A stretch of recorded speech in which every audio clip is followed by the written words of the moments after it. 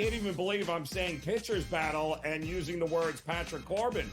But can I tell you, Scott, he's a different guy. He's a totally different guy with the Rangers than we've seen. I say this all the time. Don't worry about the first 5 innings. Like, don't even watch the first 5 innings in Texas Ranger games. Because for whatever reason, there's a ton of runs scored in the first 5, and then it just stops. It just stops. Game time decisions.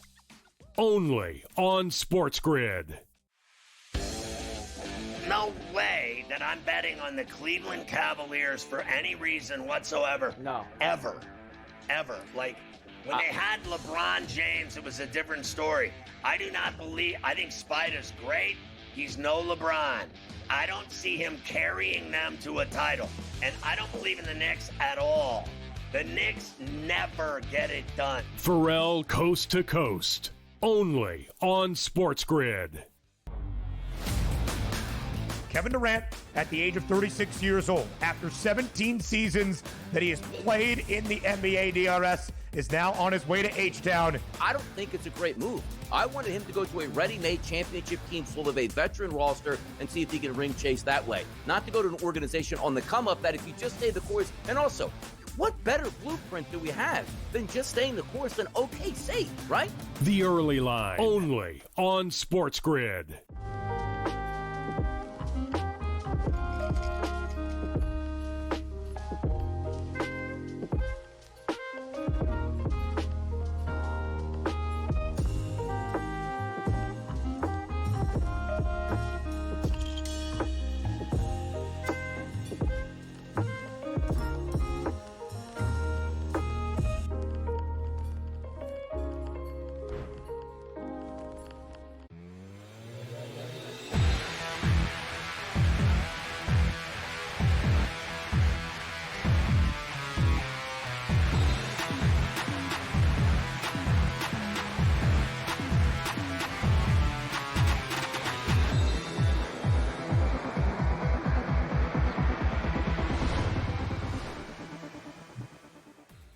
And welcome in. It is in-game live game day on a marvelous Monday evening. Scott Wetzel, Dane Martinez in for Dave Sherapan as we take you for the next 2 glorious hours right up until 10 p.m. Eastern Time, watching, analyzing, betting the world of sports.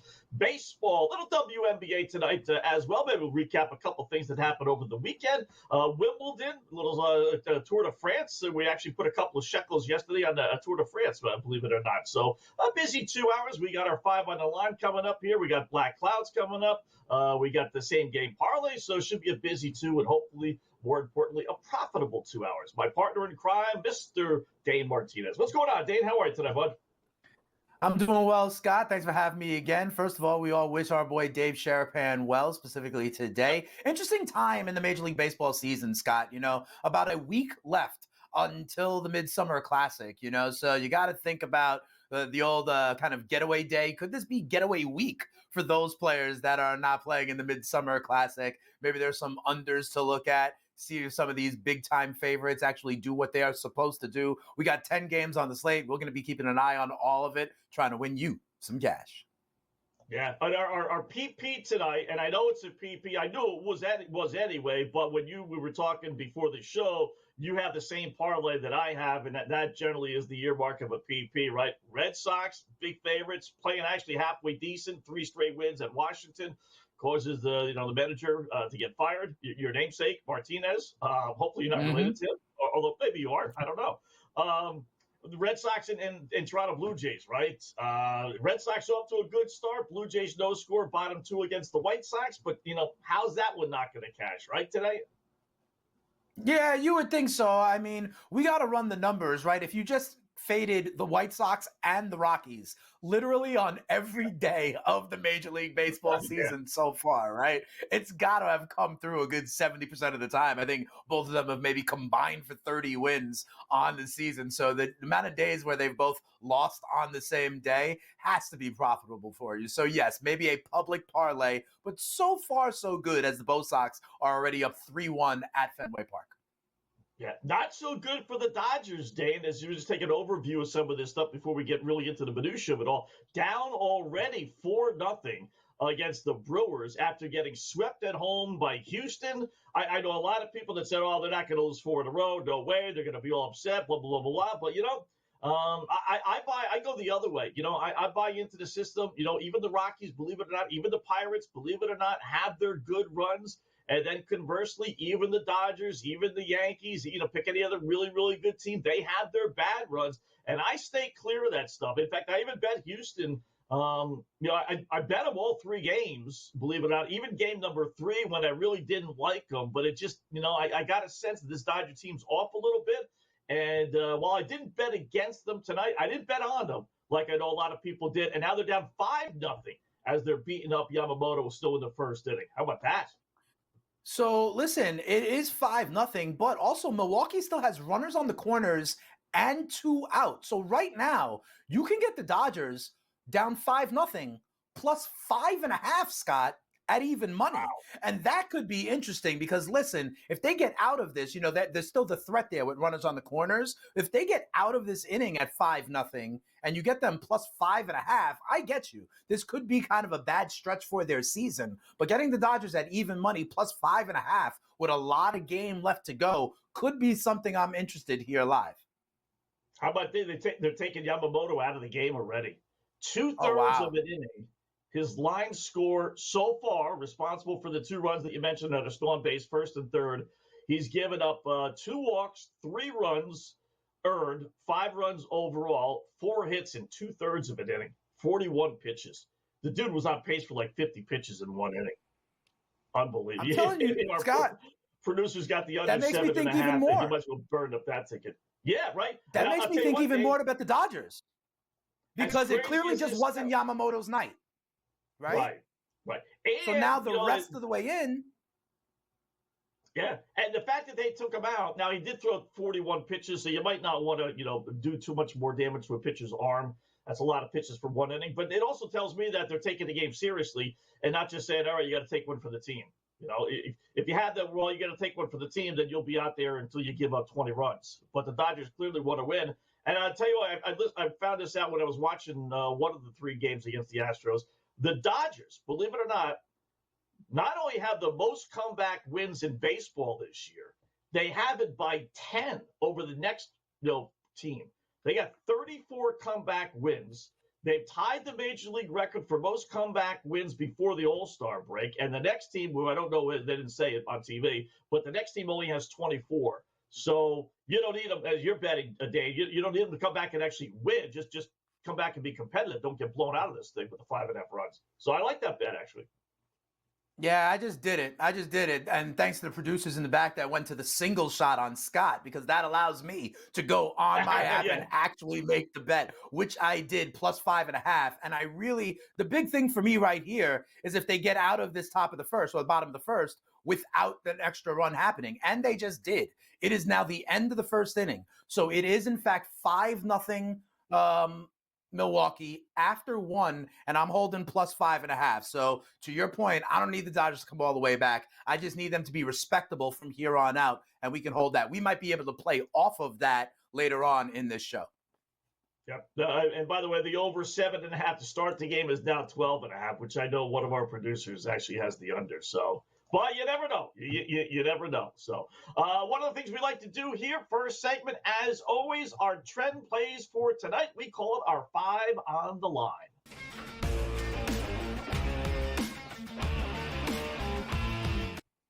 All right, we remain on fire, 14-6 last week. Now 75 games over 500 with these trend plays. It's crazy how successful they've been. 211 up and only 136 down with 2 pushes. So here you go, our 5 best trends for today. Game's just getting underway, or at least will be in just a couple of moments. We'll start with Texas in Los Angeles against the Angels. Texas 11-2, their last 13 against the Angels, including 8 straight wins. So you know what? 2 evenly matched teams. For whatever reason, Texas has had the upper hand. Give us Texas minus the 138 at L.A. Play number 2 as we go from 5 down to the best one. San Francisco at home against Philadelphia. This is an amazing one. Every once in a while, I come across a trend like, wow, really? This is one of them. San Fran at home, albeit 25-6 against Philadelphia over the last several years. And the Phillies have had good teams over the last few years, right? 12-2 their last 14, including in that 25-6. So give us San Fran plus the 114 getting home money against Philadelphia. Same game, both teams strong under teams. Giants 24-11 under, Philadelphia 10-3 last 13 under. So let us go under 7.5 San Fran and in Philadelphia. Play number 2 as we go from 5 down to 1. Cleveland, get a load of this stat. 19-4 under their last 23 road games. They can't hit their way out of a paper bag on the road. Let's go under, right? 7.5 Cleveland at Houston. And that leaves us with only one, the coup de grace, creme de la creme, numero uno trend for tonight.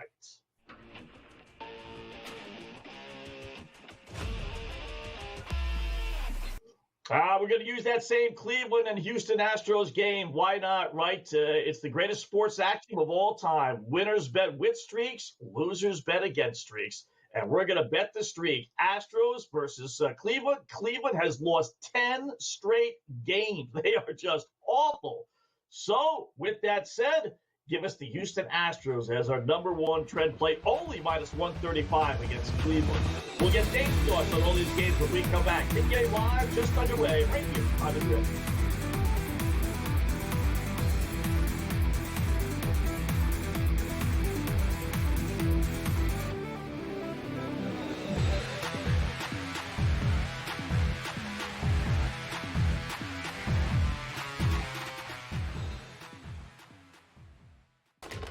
Enter into the magical world of McLuck.com, where even the smallest of spins can win real cash prizes. Adventure into over 1,000 of the best Vegas-style slot games. So what are you waiting for? Unlock your free welcome offer today. Join the fun where winners play and players win. Two guys that can do it all. Too much electricity this morning. This is a good time. We're having a lot of fun. I had to do a triple take. Ka-ching! Why? Because of parity. I didn't mean to offend. Yeah, it's not going to happen. Load management is a dirty word. Let him rip. You know what? Circumstances provide the results. What? How do you do this once? Oh, Donnie, you got such a good show there. A network that is booming. The Early Line, only on SportsGrid. We're going to go through every single thing, and I've got a great team behind me that's going to help me get the job done. I want this to be the place that people come to. There is going to be an energy to game time decisions that you will feel night in and night out. We are going to hit every single one of those markets that you need to know about. We will have everything at our disposal, and we will use that to our advantage. There is not going to be a better place, I promise you, than Game Time Decisions. I'm Kevin Walsh. Tune in to Game Time Decisions weekdays on SportsGrid. The game is on. The stakes are high. But the action isn't just on the field. Rearranging that rim. Get it inside! SportsGrid's in-game live. Your ultimate second screen experience. A little flyer, couple of 18.5 point live line. Every prop, every play, every day. Anything can happen. It's complete chaos. It's smarter to be on SportsGrid.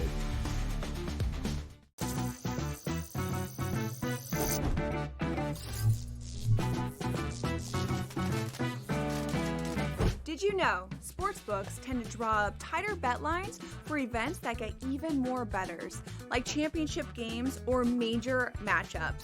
My tip, try betting on less popular sports. You might have a better shot at beating those odds. Now, go get lucky. See you in Las Vegas. Let's get lucky.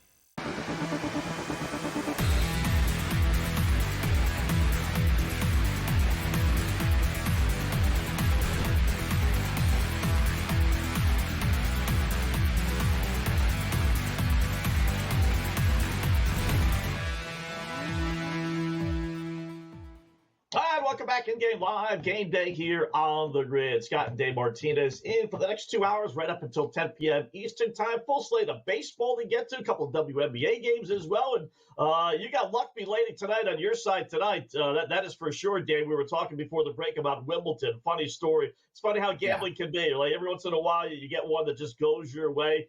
I'll say real quickly, I was looking at because we had Aaron Crickstein, if you remember him, tennis player on our show yesterday, right? So he's a member of the podcast. So we were just yapping about different upsets and whatever. So I saw the Joker down a set today. I was like, man, I got to get this bet in, but I got to do the podcast. I got to log in, log out, so I don't do it. Sure enough, the Joker comes back from from a set down and zips his competitor next 3. Then I see your boy Sinner down 2 sets. I'm like, oh, I'm definitely going to bet this, right? And again, I get distracted. Lisi calls me. We get into this conversation, blah, blah, blah, blah, blah. And by the time I get back to the computer, couldn't have been more than an hour later, I see odds for Sinner's next match. And I'm thinking to myself, man, this guy must have just zipped his competitor, like 6-love, 6-love, 6-love for him to already advance down 2 sets. But as you were telling me that, luck be a lady tonight for you, right? What happened? Yeah, absolutely. So Sinner, the number 1 player in the world, was down 2 sets to love, I think 2-2 in the 3rd set. And his opponent, you never want to see it happen this way, but apparently tore his pec and had to retire. What bad timing, right? When you're actually up on the number 1 player in the world at Wimbledon, 2 sets to love. So yes, I had a futures ticket on Sinner to win Wimbledon. Okay. And so I was watching this and I saw him down and I just thought, to the gambling gods, there goes that futures ticket. Right. But then when I checked back later in the day, I saw that ticket was still open for me. So then I had to dig into it a little while and see, was there an epic comeback? What happened? Because also the time frame didn't work. It was only like an hour later, And I was like, He couldn't have come back. He couldn't have come back that soon. And saw that, yes, his opponent actually retired and did actually have a serious injury, unfortunately. So yes, and that is a lesson to you, Scott. And I see this all the time if there's an injury, and some of these books right now are like refunding tickets if there's an injury on prop bets, and people are saying, oh, I deserve to get my money back. No, you don't. Okay, because injury is baked in to these results. And every time a wide receiver goes down and you had his over 4.5 receptions prop, there's someone out there that had his under 4.5 receptions prop as well. And they don't pay you back when the stud cornerback that's covering that guy goes down or whatever the case may be. I think people have to realize injuries and things like that, the quirkiness of sports are baked into these prices. So sometimes it hurts you, but sometimes luck actually smiles on you, like you just said, Scotty. Yeah. The only thing I would complain, and I totally agree, after dealing with the local Louis DeLip and all the others for so many years right before the gambling became legal, the only thing I would ask for is, Dane, I like to bet in tennis matches the games, how many games there'll be. Because you get 2 really good players, and it's going 6-7 or 6-7. Right. It's going 4-5 sets, and you're going to get 6-5 or 7-5, 7-6, right? So if you have a guy that retires, if you have the games bet, I would like for them to maybe make that a push. Just like if you had an over/under in a baseball game and it doesn't go 9 innings, even if the game is over, the total, whatever it may have been, you don't get paid if you have the over. It's got to go 9 innings. So I would like I don't know, maybe that's how they do it, but I would like tennis to at least offer you a refund if you bet an over or an under in total games in a tennis match. Yeah, I mean, that does make sense, Scott. But, just like how baseball games have to go 5 for them to be an official game, and then you could get the skies open up and a rain delay in the 7th inning, and then them call it like that, right? I think there are thresholds in each of the sports. In the NFL, I believe 55 minutes of the game have to be played for it to go live and have it actually matter. I think there's got to be some kind of threshold in tennis for it to say, the 3rd set must start or something like that. But I get you, and I like that strategy as well. And I think that's something for people to note, Scott, especially as we get deeper and deeper into the tournament. You're going to have total games played move up from things that are usually in the high 30s into an overall under total into the low 40s, kind of assuming, like you say, that there'll be 4 sets in all of these men's matchups, and you're not going to get 6-1, 6-1, 6-1. You're going to get a tie break in one of those sets. You're going to get a 6-4, a 7-5 kind of thing. So I do believe the standard games total generally goes up from the high 30s to the low 40s. All right, let me a little challenge here. Not really a pop quiz, but just was there an over/under today in baseball that just didn't make any sense, because there was one for me. It's early on. I won't give you any hint on who it was, but was there a strange over-under for you in Major League Baseball today?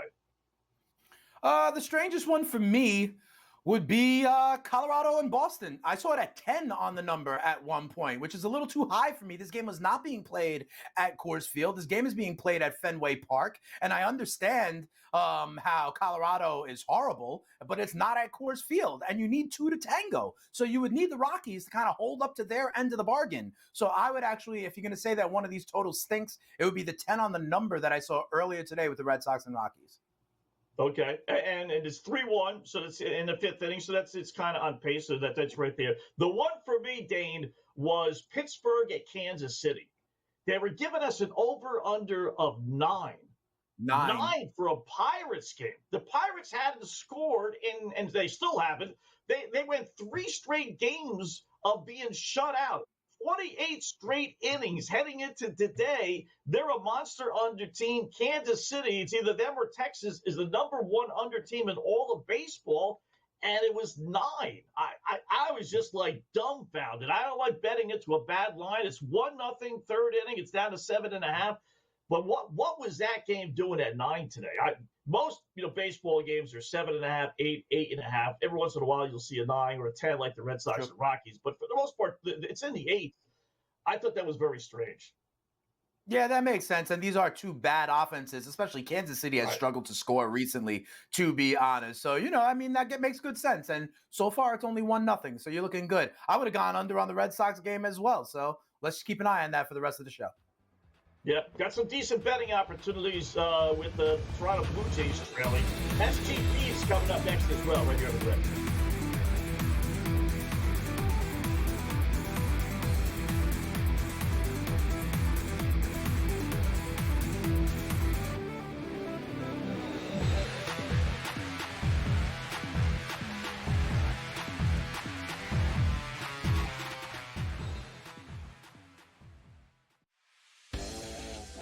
Let's get down to business with the particulars. The Pittsburgh Steelers will get Jalen Ramsey into their defensive backfield. They'll get Jonnu Smith. All this talk I'm hearing about they're going to trade T.J. Watt, that's not happening either. Okay, so I don't think that's even remotely in the cards. All this talk today, he's next. I don't believe that. I think they're going to give him a new deal. Pharrell Coast to Coast, only on SportsGrid. 9 times out of 100, when you get a gift for the boys in Vegas, what happens? The dude doesn't even get out of the first inning. I feel bad for him. He gave up 7 runs, 5 earned, but 7 runs in total, 5 hits, walked 2, didn't strike out a batter, and like I said, didn't get out of the first inning, got 1 out. I don't know how they do, Joe, but I'm telling you, those lines didn't make any sense. In-game live, only on SportsGrid. Devin Booker had to run the point when Chris Paul was hurt. And we're like, Devin Booker's a point guard. Devin Booker's not a point guard. Neither is Jalen Green. So I need to know, once you get rid of Bradley Beal, who cannot be on that team, who is the point guard? And then I think as a 6th man, I actually don't mind it with Jalen Green. Betting above the rim, only on SportsGrid. What is going on with the Pittsburgh Steelers? How about I answer your question with a question, Kev? Okay. What could possibly go wrong?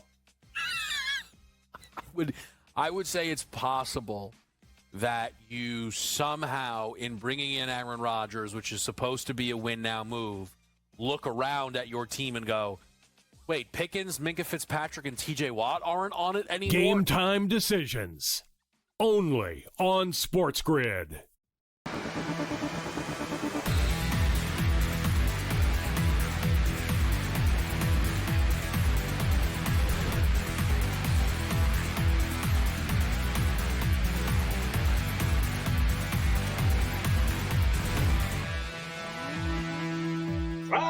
In-game live, game day here on the Grid. Third segment, hour number 1. You know what we do before we go back to the baseball board. Little SGP, same game parlay time.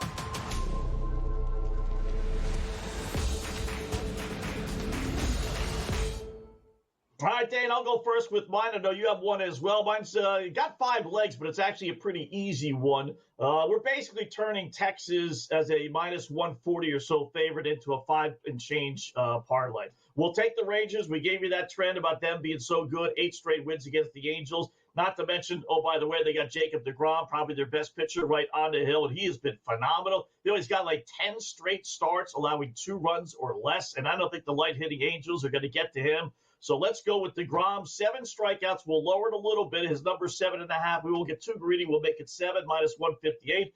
And then we'll go with Corey Seager to get 1 hit and 1 RBI. He's had hits now in 10 of his last 11 games. So he's starting. It's taken a long time, but he's starting to actually turn around a little bit. He's got RBIs in 6 of his last 10 games as well. So we'll go Seager, a hit and an RBI. And then we're going to go, don't ask why, but following this stuff as I do, Texas is a monster under team, so I go over first 5, even with deGrom on the hill. Because, man, I can't tell you how many times in the first 5 innings it looked like Ranger games are going to sail past the over-under. They give up a couple of runs, and then they just shut it down, and it stops after that. So, little hunch over, only 2.5. We lowered it a little bit, but it did bump the parlay to plus 526. So, Rangers, deGrom is strikeouts, Seager a hit and an RBI, over 2.5 total runs, first 5. A 526 parlay table. I like it, especially with deGrom on the hill. You were given the trend earlier and the 5 on the line earlier about the Texas Rangers. So, you have a kind of blueprint for how that game will go. Everything seems to be correlated for you on the Texas side. I am going to go with the same game parlay in the late action out there in the Bay, Phillies and Giants, okay? And we talked about this last time, Scott. Remember, we were looking at strikeout props, and we saw how if you just go 1 under and get conservative, they give you like minus 240 or minus 300. And we were saying, oh, man, they must know how much that actually happened. So I looked at both the pitchers today. Christopher Sanchez, who's been really good, his over-under for strikeouts is 5.5. I took it just down to 5+ strikeouts, where he has done that on 4 of his last 5 outings. He also has 108 strikeouts and 100 innings pitched so far this season, over a strikeout an inning. I did the same thing with Roop on the other side, took it down from 4.5 to just 4+. He has done that in his last 3 starts, so I think they can get you that, both of those at minus 240. And then I didn't see your trend about this game potentially going under. 7.5 was the normal total. I took it down to just 5.5, thinking they can go over that. You put all 3 of them together, and that gets you plus 210 on your money. But I really wanted to give this one to you, Scott, because remember, we had spoken about how much of a gap they give you for just going 1 strikeout less from the normal number that they do. And we were talking about how, really percentages are they get to at least that 1 number. And when you lose strikeout props like that, you usually lose them by the hook. So I wanted to string a few together for my same game parlay just to talk to you about it, Scotty. No, yeah, that makes sense. And I do look at that. When I do my strikeouts, I'll go to the log and then just see how many strikeouts. And you're right. A guy that averages 5 will say if he's not getting to 5, it's because he's getting 4. He's not getting 2. Right.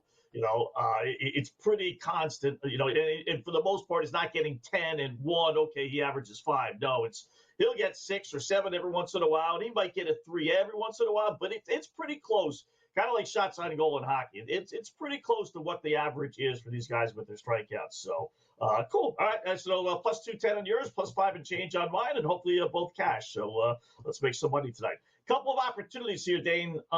It's still 5-0, by the way, Milwaukee. Time hasn't passed that much, but I wonder for our producer, it's down at 10.5.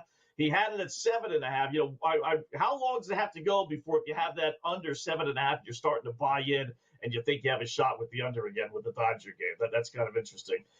We spoke it into existence with Pittsburgh, right? Talking about how they can't score, blah, blah, blah, blah. And then we go to break, Dane, and Pittsburgh hits a 2-run homer, I think it was, and then out lead 2-1. Unbelievable. Unbelievable. It's amazing. It always happens that way. I was saying about going the under in Fenway. That is still 3-1 now into the bottom of the 5th. And 5-0 Milwaukee on the Dodgers. The Dodgers have a runner on second in the top of the 3rd. And that 5.5 has turned to plus 4.5 right there. So let me tell you something. If the Dodgers put up any runs on this one, it's going to be, 20 minutes from now, you're going to love the 5.5 when all of a sudden it's a 3-run game.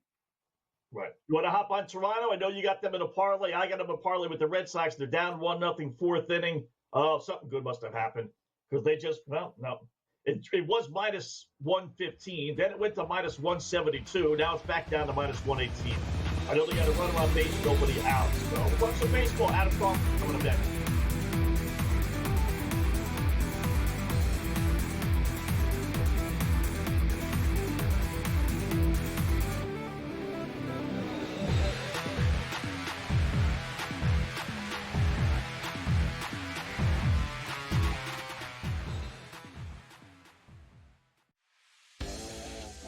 Let's get down to business with the particulars. The Pittsburgh Steelers will get Jalen Ramsey into their defensive backfield. They'll get Jonnu Smith. All this talk I'm hearing about they're going to trade TJ Watt, that's not happening either. Okay, so I don't think that's even remotely in the cards. All this talk today, he's next. I don't believe that. I think they're going to give him a new deal. Pharrell Coast to Coast, only on SportsGrid. 9 times out of 100, when you get a gift for the boys in Vegas, what happens? The dude doesn't even get out of the first inning. I feel bad for him. He gave up 7 runs, 5 earned, but 7 runs in total, 5 hits, walked 2, didn't strike out a batter, and like I said, didn't get out of the first inning, got 1 out. I don't know how they do, Joe, but I'm telling you, those lines didn't make any sense. In-game live, only on SportsGrid. Devin Booker had to run the point when Chris Paul was hurt. And we're like, Devin Booker's a point guard. Devin Booker's not a point guard.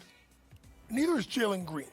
So I need to know, once you get rid of Bradley Beal, who cannot be on that team, who is the point guard?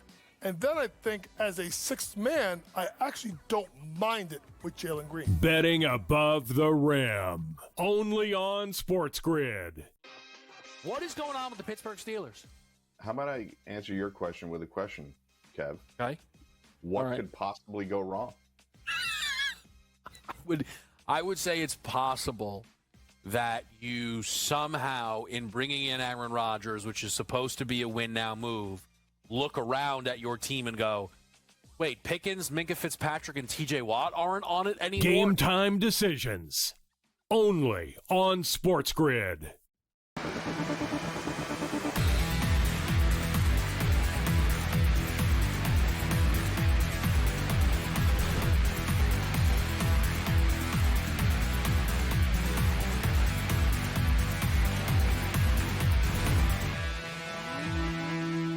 All right, welcome back in Game Live. Game Day here on the grid. Scott and Dane until 10 p.m. Eastern Time. Baseball, WNBA taking center stage. Talked a little Wimbledon as well. Maybe we'll take a peek at the matches for tomorrow. But our baseball guy joined us now. You see him here all the time. We talk to him all the time.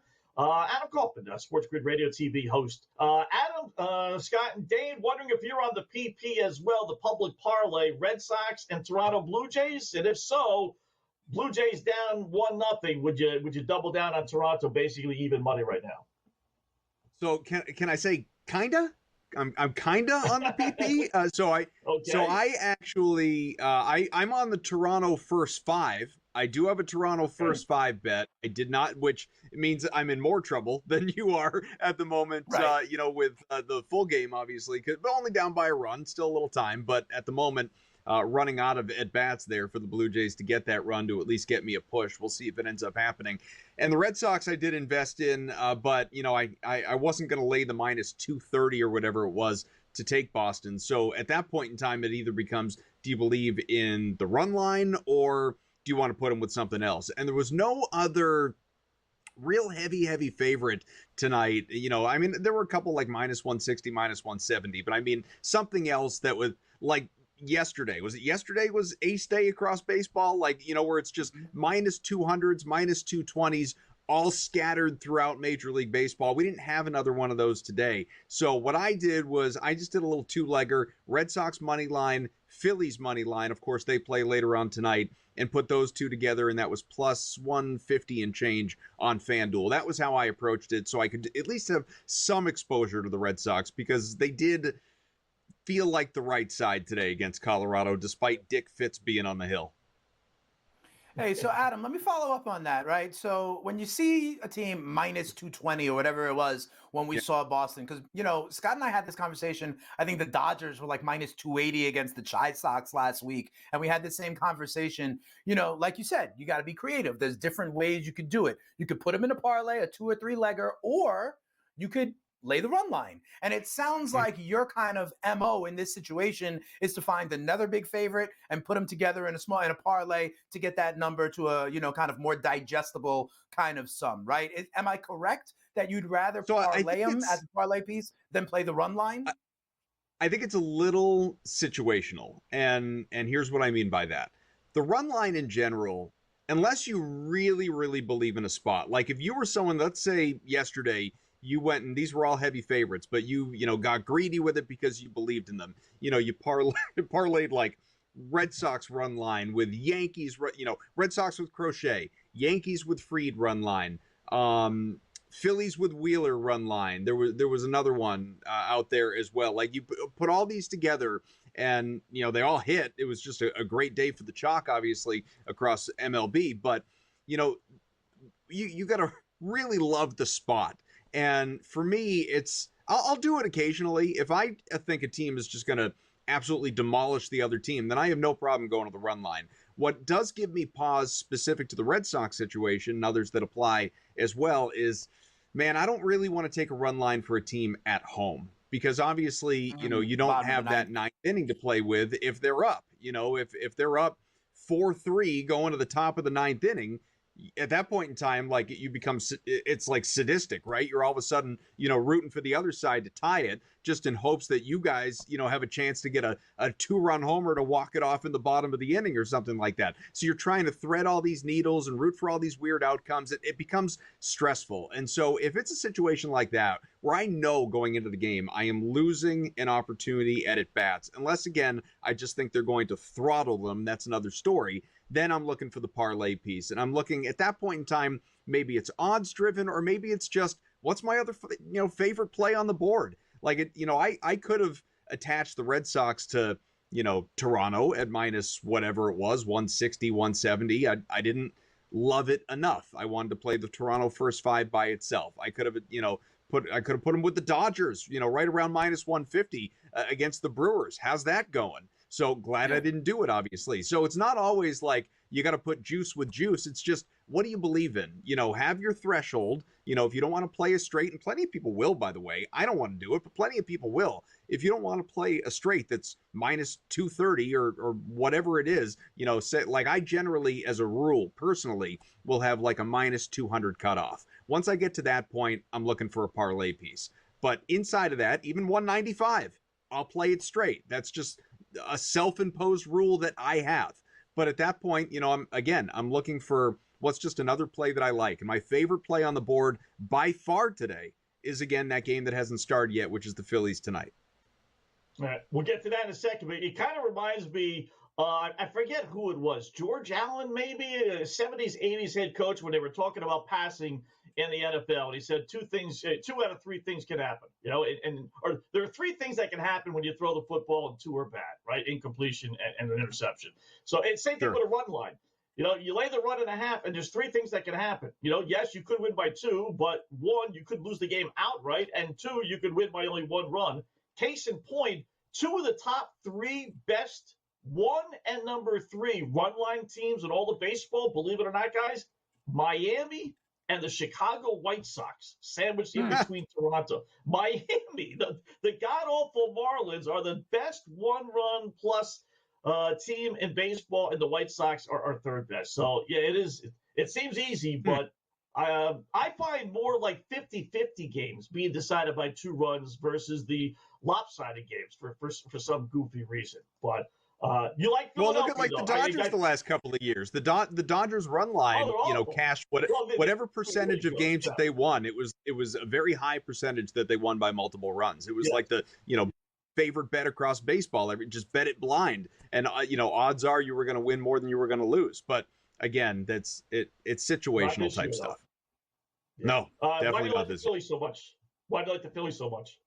Yeah, Sanchez? I mean it's It's Sanchez. It comes down to Sanchez, and the way that he has been throwing the ball, and obviously, Roop is fine on the other side. He's above average. If we're looking at average being like a 4 ERA this year, whatever the actual ERA is, average ERA across baseball, he's sitting around 3.5. But I like Sanchez a lot. You go through his game log of late, and he has been basically lights out since late May. Last time that he allowed 3 runs in a start was when he got roughed up a little bit by the Athletics on May 24th. Since then, it's 1 run or 2 runs allowed each and every time out. He had a sub 2 ERA last month, allowed 1 run in 7 innings in his only start this month against the Padres. He's just dialed in, and this Phillies team is obviously very good. I respect the Giants offense, but I like the Phillies offense better. And so, to me, this just sets up for a really good spot for Philadelphia, and a team that, is sitting obviously in a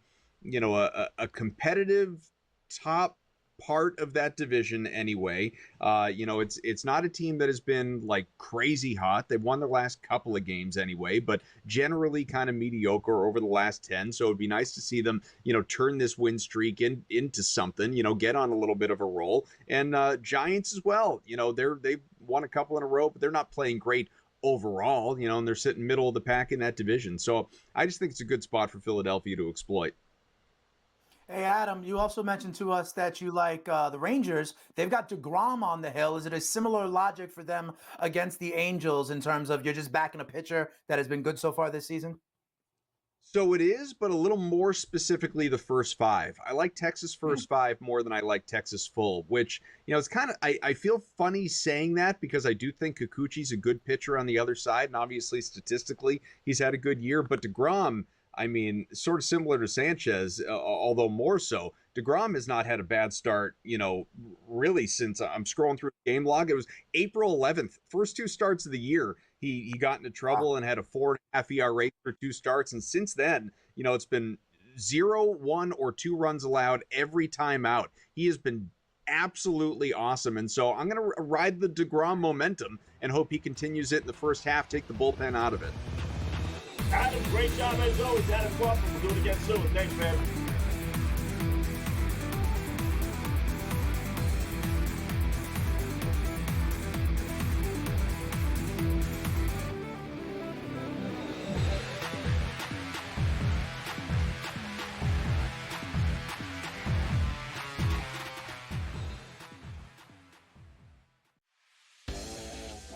Let's get down to business with the particulars. The Pittsburgh Steelers will get Jalen Ramsey into their defensive backfield. They'll get Jonnu Smith. All this talk I'm hearing about they're going to trade TJ Watt, that's not happening either. Okay, so I don't think that's even remotely in the cards. All this talk today, he's next. I don't believe that. I think they're going to give him a new deal. Pharrell Coast to Coast, only on SportsGrid. 9 times out of 100, when you get a gift for the boys in Vegas, what happens? The dude doesn't even get out of the first inning. I feel bad for him. He gave up 7 runs, 5 earned, but 7 runs in total, 5 hits, walked 2, didn't strike out a batter, and like I said, didn't get out of the first inning, got 1 out. I don't know how they do, Joe, but I'm telling you, those lines didn't make any sense. In-game live, only on SportsGrid. Devin Booker had to run the point when Chris Paul was hurt. And we're like, Devin Booker's a point guard. Devin Booker's not a point guard. Neither is Jalen Green. So I need to know, once you get rid of Bradley Beal, who cannot be on that team, who is the point guard? And then I think as a 6th man, I actually don't mind it with Jalen Green. Betting above the rim, only on SportsGrid. What is going on with the Pittsburgh Steelers? How about I answer your question with a question, Kev? Okay. What could possibly go wrong? I would say it's possible that you somehow, in bringing in Aaron Rodgers, which is supposed to be a win-now move, look around at your team and go, wait, Pickens, Minka Fitzpatrick, and TJ Watt aren't on it anymore? Game time decisions, only on SportsGrid.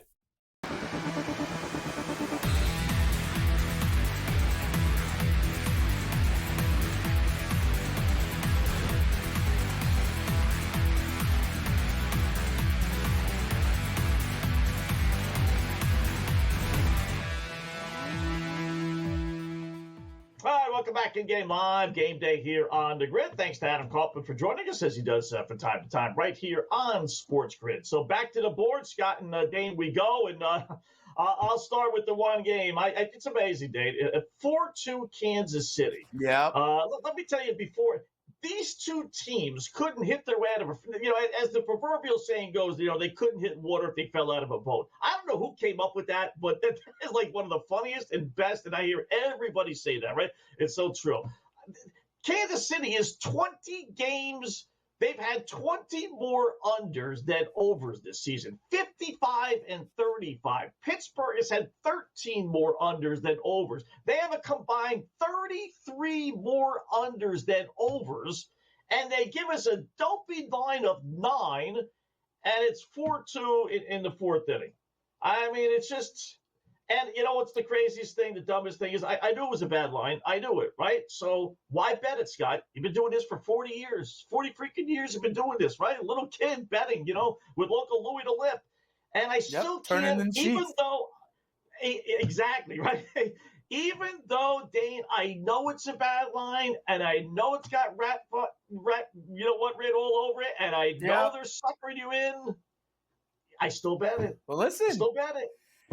They keep on building those buildings in the desert for a reason, Scotty. You know what I mean? Hey, I want to draw your attention. We've been all Major League Baseball so far today. There is one game going on live in the WNBA where Atlanta, they were 7-point home favorites, the Dream, against the Valkyries, Golden State. And in the third quarter, the Valkyries are up 55-50. Okay, so the team that was a 7-point home favorite is down by 5, and it has just flipped. We always look for that threshold, that time where finally you can get them, and you can finally get the Atlanta Dream plus 1.5, plus 108 on the money line. I think last time we talked about this, Scott, we saw the Liberty, we saw the Lynx, teams that were obviously better at home, and we just waited and knew that eventually they were going to go on that run. I don't think Atlanta is in the same category as New York or Minnesota, right? And Golden State has been playing well recently, but I wonder if you think that this is kind of that same kind of spot where you could take the run that the home team's going to make, get them now plus money on the money line, plus 1.5. They were 7-point favorites at home to close. Yeah, I would do it. I would take it. I was going to bet Atlanta, or excuse me, I was going to actually bet Golden State before I looked into the game, right? Because as an expansion team, this is like the Las Vegas Golden Knights. I mean, they were expected to be all expansion team of the WNBA, right? And actually, they got an over 500 record. They're terrific against the spread because, they're dogs every single game, and they're actually very, very good. So, but then when I looked into it, Atlanta, Dane, is on a 6-game road trip after tonight, and I figured, teams that go on these long road trips, they want to win that last game. So I didn't bet it. I'm glad I didn't, because you're right. I don't think Atlanta's going to lose. They might not cover that 7, but you're getting the better team, and you're getting them plus odds right now if you want to go with the money at home. So I would take Atlanta right. They got a whole quarter and a half to play. There's still 5 minutes left to go in the third quarter. So I'm surprised the line is down that low that quickly. I mean, I know that you're in the second half, but I still would have had Atlanta as a slight favorite, and now you can actually get them on the money line. So I do like that. Yeah, it just flipped because I was looking at it and it was still that kind of like they were still laying half a point. They were still laying 1. Right. I brought it up because it just crossed that kind of threshold. I think we're halfway through the third quarter, and obviously the time left in the game has something to do with it, right? And I always look like, when do they finally make that team that was the big favorite? When do they actually make them plus money? And it just happened, so I figured I'd bring it to your attention. Yeah, that's a good bet. All right, so we'll take Atlanta, plus odds if you want to go. I'll take the plus 1.5. God forbid they should actually lose by 1. Yeah. It's not that much more than just even money as far as the odds are concerned. Brewers Dodgers down to 9.5. For those who are sitting on the under 7.5 to start, it's starting to get a little bit closer. You know how this gambling stuff is. You figure it's a loss, they'll sucker you back in, and then they'll score like 3 runs in the 8th inning. It'll be 8-0, and it'll go over. But yeah. What I want to see is how many pitches is Freddie Peralta in, because I need him to get out of this game, in essence, right? Because, listen, I've got 5.5. So if it stays 5-0, I'm actually okay, but I want to get to the bullpen, right? So I'm looking at Peralta, and he has thrown 61 pitches through 3 2/3, I think that is right now. So that means he's only going to go 5.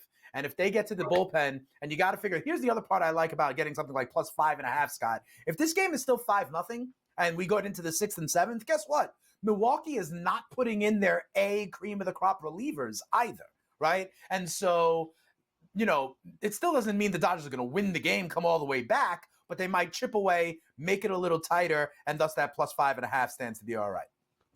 Yeah, so that's looking pretty good. I like that 61. Well, you couldn't have asked for a better number than that, realistically, right? So, Toronto did jump out to a 3-1 lead against the White Sox. So they spot them a 1-0 lead. If you double down, or if you just got it in your regular PP, it's looking pretty good.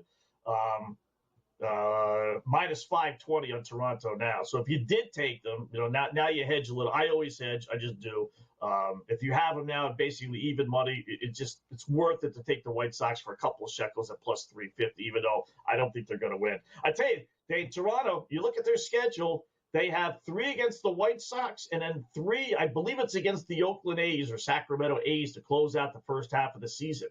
Yankees, meanwhile, have Seattle and the Cubs. So it's a 3-game lead heading into tonight. Yankees are off tonight. But I tell you what, if the Yankees don't watch out, they could be 5 or 6 out if this, 6-game swing here doesn't go the right way for New York. Toronto's got a chance to really extend their 8-game winning streak here. Maybe don't win all of them, obviously, but you go 5-1, Yankees go 3-3. Now you're looking at a 5-game deficit heading into the break. Yeah, I mean, when you lay out the schedule kind of and the imbalance there of the strength of schedule, at least it positions Toronto to be in good shape to not, sacrifice some of that lead going into the break, right? And that's what you want to do. You want to be able to sit on that lead for about a week with everybody off, being able to think about it. You said, I think it's 3 games. I wouldn't be surprised if it goes to 4.5 or 5 by the time we hit the Midsummer Classic. Yeah. Got a couple of other games that are getting underway, including Cleveland and Houston. The Guards trying to snap a 10-game losing streak. Wow. We'll talk about that and preview the other games when we come back. Black Cloud as well here in the Grid.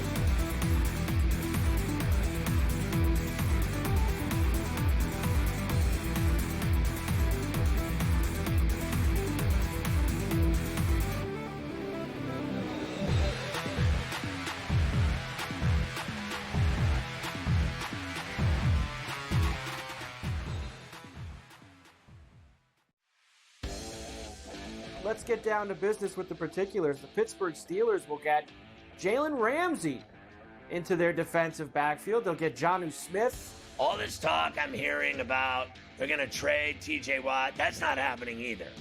Okay, so I don't think that's even remotely in the cards. All this talk today, he's next. I don't believe that. I think they're going to give him a new deal. Pharrell Coast to Coast, only on SportsGrid. 9 times out of 100, when you get a gift from the boys in Vegas, what happens? The dude doesn't even get out of the first inning. I feel bad for him. He gave up 7 runs, 5 earned, but 7 runs in total, 5 hits, walked 2, didn't strike out a batter, and like I said, didn't get out of the first inning, got 1 out.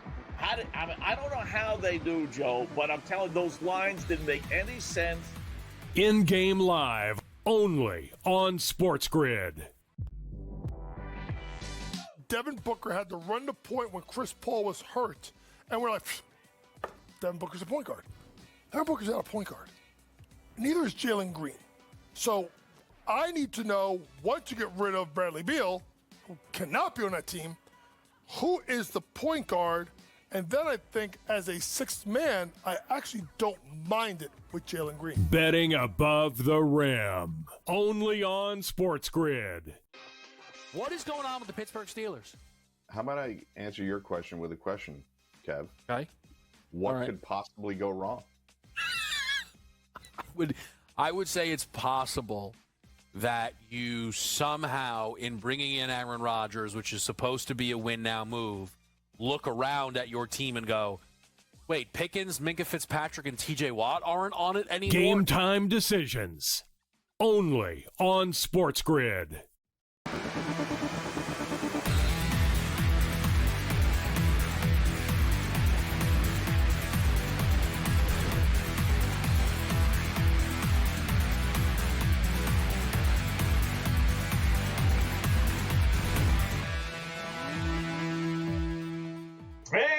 welcome back. It is In-Game Live, game day here on the grid. Scott, Dane wrapping up hour number 1 as we continue to keep an eye on all the scores, including the WNBA, where we told you last segment, grab Atlanta, right, to basically pick them if you want the 1.5 or even money plus odds on the money line, rather.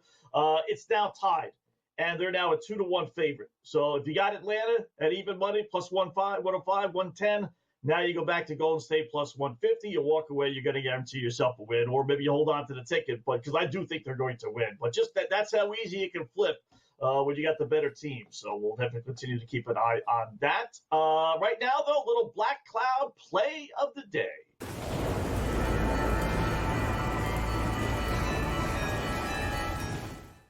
All right, just to recap, this is the play that if you're, let's say, $1 better, you reach deep down into those pockets and you make it a $2 bet, heck, even maybe a $3 bet. That's how strong this play is. We're 25 games over 500 since we've been doing this a few months back, 53 and 28. And these have been legit bets, not minus 250 or 260. We'll do that in the 5 on the line, but not here. So we try and keep it nice and fair for you guys to be able to bet these things. So where we're going to go today, I didn't realize this game started earlier. Hopefully you can still get this in, unfortunately. I thought this game started at 9 o'clock. But I was going to go, and I am going to go with Jacob deGrom over 17.5 outs. He has gone over that number, which is 6 innings, in 9 of his last 10 starts. 9-1. The chances the light-hitting Angels are going to get to him and knock him out of the game. Hopefully your site gives you an updated line. I would bet the over. The only caveat, and there's always a caveat, Dave, to this, is that the Angels strike out a lot. So what, Scott? Well, he averages about 90 pitches a game. Yeah. That takes, and that's probably why it is only 17.5. I mean, because the guy's gone 6 innings in 9 of his last 10 starts. Why in the world would they give you a number less than that? Because it takes pitches to strike batters out. It just does. So, but he's around 2 runs or less in 14 straight games. 14. So that would be the only thing, but I still like deGrom, and hopefully you guys can get an updated line on that over 17.5 outs. I like that. I got good news for you in that one also, Scott. First pitch in that game is 9:39 Eastern, so you're fine. It has not gone off just yet. Right. So you can still Texas. Yeah, I'm sorry. Yeah. Obviously, So you can still get that one. So everybody listening here on the grid, pound the deGrom over outs right now. And listen, our guy Adam Kaufman came on before, and he was back in Texas in the first 5, right? He was also backing deGrom, talking about how good deGrom has been lately. So, and you had it on that, on the 5 on the line, right? In terms of some of these trends that are on the screen right now. So, I mean, all of these things align to kind of go ahead and back Jacob deGrom. I think you had it in your same game parlay as well. We are finding as many ways as possible to go ahead and get deGrom, get the Texas Rangers. I might even get a little cheeky and go in the first 5 and lay a run even, because you were talking also about, Scott, how the Rangers score early and then kind of peter out. You've been talking about as per the totals, right? So I can see the Rangers getting up early and then coasting, deGrom doing his thing, and after 5, we're staring at a 3-1 Texas lead. We're staring at a 4-1 Texas lead. So, there's plenty of ways to bet it, but if we ever had a way, Scott, to go to the good old alternate universe, I would go first 5 and not even do heads up. I would then lay a run with the Texas Rangers and do that in the first 5, finding another way to back deGrom at plus money. Yeah, I was thinking Houston. For whatever, I got confused with Houston and you're Texas. good. Yeah, so that game hasn't started. Yeah, so that's cool. You want to hear a crazy stat with the Texas Rangers? And they have notable players right up and down their lineup. Dane, they only have 2 players hitting not 300, not 290, not 280, not 270, not 260. They only have 2 players hitting 250. That is just like that. They can't score. It's amazing how bad that team is scoring wise. There's another team like that too. I would also say if you look at batting average, league average, batting average, it's dropped by 20, 30 points over the last decade. I think something only like 11 guys hit 300 last year in the entire major leagues. Yeah, it's crazy. It really is. By the way, Kikuchi in that same game for the Angels, his over-under strikeouts 5.5, minus 160. He's hit that 4 straight times, only 9-9 on the season, but he has hit 6 strikeouts or more in 4 straight games, if you want to go there. Yeah, that looks good. Yeah, right? It's a little juice, minus 160. Maybe put it in a parlay. One thing FanDuel does allow you to do is put it in a parlay. So, but 4 straight is halfway decent. So, all right, hour number 2 coming up next right here on the grid.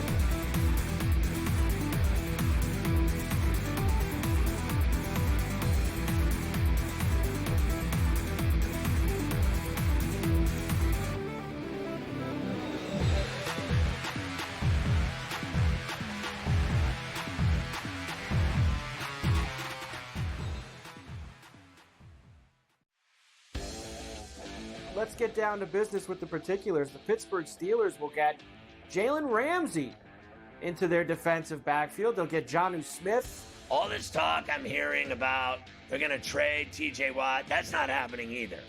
Okay, so I don't think that's even remotely in the cards. All this talk today, he's next. I don't believe that. I think they're going to give him a new deal. Pharrell Coast to Coast, only on SportsGrid.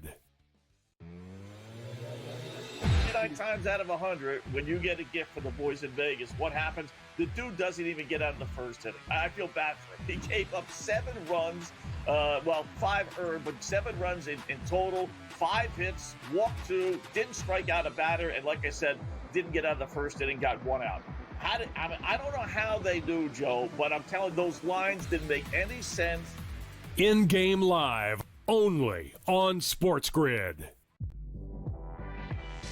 Devin Booker had to run the point when Chris Paul was hurt. And we're like, Devin Booker's a point guard. Devin Booker's not a point guard. Neither is Jalen Green. So I need to know, once you get rid of Bradley Beal, who cannot be on that team, who is the point guard? And then I think as a 6th man, I actually don't mind it with Jalen Green. Betting above the rim, only on SportsGrid. What is going on with the Pittsburgh Steelers? How about I answer your question with a question, Kev? Okay. What could possibly go wrong? I would say it's possible that you somehow, in bringing in Aaron Rodgers, which is supposed to be a win-now move, look around at your team and go, wait, Pickens, Minka Fitzpatrick, and TJ Watt aren't on it anymore? Game time decisions, only on SportsGrid.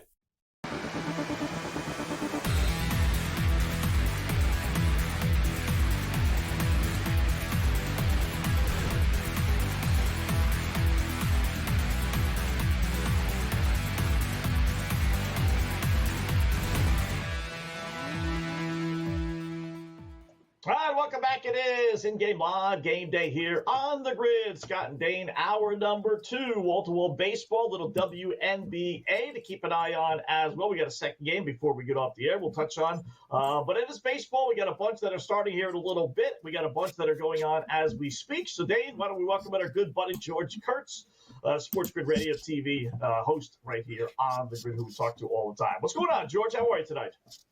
Doing well, right? The week before the All-Star game here, so we'll get a little break next week. And I got to tell you guys, next week is pretty much the worst week of the year for me. Sure is. Because of no baseball?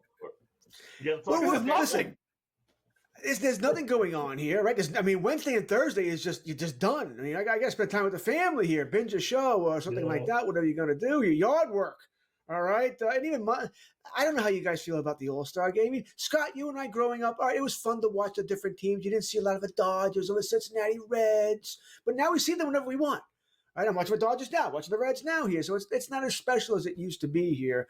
And the games are generally kind of boring anyway because everybody throws 110 miles an hour for 1 inning, So and I can do without it. Even the home run derby. I'll watch the home run derby. I will. And I'll watch the All-Star game. But I'll be honest. Home run derby starts at 8. I'll record it and start watching about 9:15, 9:30. Hey, George, absolutely. That's why, especially that Wednesday and Thursday before Major League Baseball picks back up, for a friend like you, that's when you got to dig into all your fantasy football prep, my friend, and get yourself ready for all the drafts that are on the horizon. But earlier in the show, we had our guy Adam on. Scott has been on this. I am on this.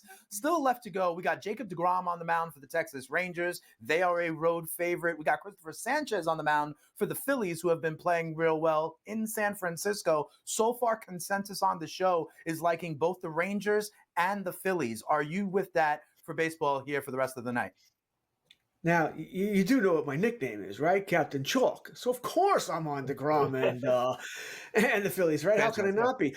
I also very much like the under in the Rangers game. And Kikuchi, by the way, has pitched great for the Angels this year. They don't always score a lot of runs for the guy, but he has pitched great here. So if someone wants to make an argument that they were going to take the Angels, and if it was better than plus 114, I can certainly see it. I'm still going to go with the Rangers here, but I expect a lower scoring game here. I'm going to take the under as well. I don't think we're going to get many runs in this game at all. This game smells like 3-2, where the only way we get the over is if one of the bullpens just collapses. We were talking to DeGrom before also with his props, and the strikeout numbers they give you, it's about 50-50 on the season, but his outs 17.5, which equates to getting to the sixth inning, right, for that to go over, George. He's gone into the sixth inning 9 of his last 10 starts. Only 10-7 overall, but obviously he's the different pitcher now than he was to start the season when they babied him a little bit. The only caveat we came up with, Dane and I, is that the Angels strike out a lot. So that takes pitches to strike out a lot of batters. But would you go over the 17.5 with DeGrom? I'd go over. You already brought up the two relevant statistics there. 9 of 10, right? He's getting to the sixth inning or later now. Yeah. They did baby him early on, and they told us they were going to do that, right? They were going to watch his innings. They want him to stay healthy. He's become more of a pitcher now, not a thrower. Right? He's not trying to strike people out. He's not. He wants to get contact here, throw more strikes here, put the ball in play, allow me to last deeper into games here. I'm not trying to throw the ball 99 miles an hour unless I have to, all right? Because that's maybe what got him in trouble with the arm injuries in the past here. DeGrom it's a transformation that you generally don't see, at least not this quickly, right? As a Yankee fan, I remember CC Sabathia when he lost his fastball and he had to become a pitcher, hit the zones in and out. It took him a while before he became effective again. And DeGrom's reminded me of the same thing. He still has a very good fastball. He just understands now he doesn't need to throw 99 miles an hour every time he throws a four-seamer or a cutter.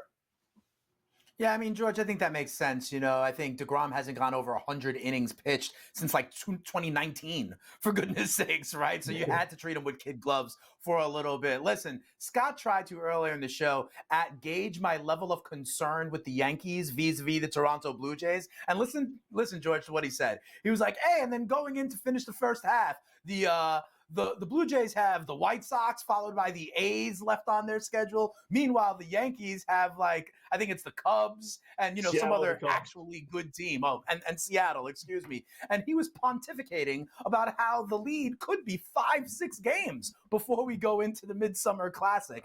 As a Yankees fan, but as something of a pessimistic Yankees fan, what is your level of concern? Clark Schmidt is going to be down for the rest of the year as well. Maybe Heel comes back sometime in late July. How are you feeling about our Bombers, George? Not good. All right, you just named the starting staff, right? They need bullpen help badly. Now, Dane, I don't know about you, but I remember thinking so many times in April and May, I say this to myself, why is he pulling the starter after 5 innings when the starter was pitching decent and forcing the bullpen to pitch an inning they didn't need to pitch? And it's caught up to the Yankees. That bullpen is in shambles right now. All right, Weaver can't figure anything out. His is not an inning usage thing. I don't know what Weaver's problem is. Since he came back from the injury, just can't give up anything but home runs here. Williams has been a problem really since day one. Had a little streak where he pitched well, but really not so good. And everyone else is just guesswork at this point. Maybe get an inning in of him, maybe you don't. Losing Fernando Cruz seems to be a big loss, and we all know they need a third baseman, boys and girls. Anyone. Can anybody play third? Mm-hmm. All right, there's a big help wanted sign in the Bronx saying, can anybody play third base here? And by the way, you just brought up the games this week, right? Seattle, Chicago. Yeah. After the break, it's the Atlanta Braves. Okay, they have their own problems here, but you're going to see Strider at one of those 3 games, right? So that's going to be an issue. Then they go to Toronto again, then Philadelphia, then Tampa Bay to finish off July. All right, if they're not 6 games out by the All-Star break, they will be by August 1st if they don't figure some things out here. And we haven't even talked about, we don't know what Schlitter's going to do tomorrow. Anyone? I mean, the reports are that, in time he could be a good starter, but for now he doesn't have an out pitch. And his last start, by the way, in AAA was god-awful. So we'll see here. Do I think they're a wild card team? Sure. Do I think George, it's going to be Cabrian Hayes, no. Charlie's boy from the Pirates. Cabrian Hayes is going to be our third baseman. Brian Hayes, Ryan McMahon. I mean, we all Suarez if they deal out here. I mean, I keep going, but it'll never happen, by the way. But if you're a Yankee fan, boy, would the Mets give up one of their trio there? Mauricio, Vientos, Beatty? They can't use them all. It'll never happen. Never happen. They won't do it. But that's the dream for me, man, to get one of the Mets guys. What do we do with the Padres tonight? Yu Darvish making his season debut, elbow injuries in the offseason, everything else, but he's finally back. I mean, tough to get a read. I know people that just play against pitches like that, George. You doing anything with San Diego, Arizona? I don't necessarily bet against pitchers like that, but I don't bet on them. All right, so I'm not taking San Diego. I do not take a pitcher who has had a long-term injury in his first start back. I need to see what he looks like first here. For all we know, they're going to baby him too.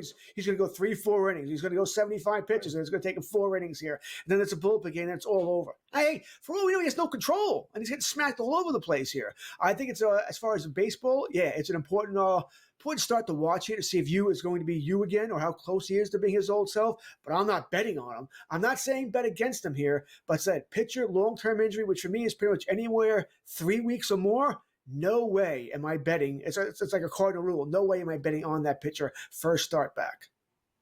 But George, let me push you on this a little bit. What about betting against them in the sense of Wetzel was just talking about like DeGrom 17.5 outs, right? Not even like betting against them in a game, not betting against them in a strikeout prop. But to your point, they're not going to go a full 6 innings in their first time out, right? There's got to be some kind of pitch count on Yu Darvish tonight. I would assume. And listen, if there was 17.5, I'd go under. All right, I would definitely go the under there. I don't think he'll go that far. They'll protect him as well here. I'm a little surprised they brought him back. You know, the All-Star game next week. Why not give him the extra 10 days off? That's just me. Yeah. It's funny. They give you a strikeout number for him, 3.5, but they don't give you an outs number. At least not a FanDuel. That's probably why. Yeah, that's probably why. So, George, great job as always, man. Enjoy the rest of your night, and no doubt we'll do it again soon. Thanks. Good.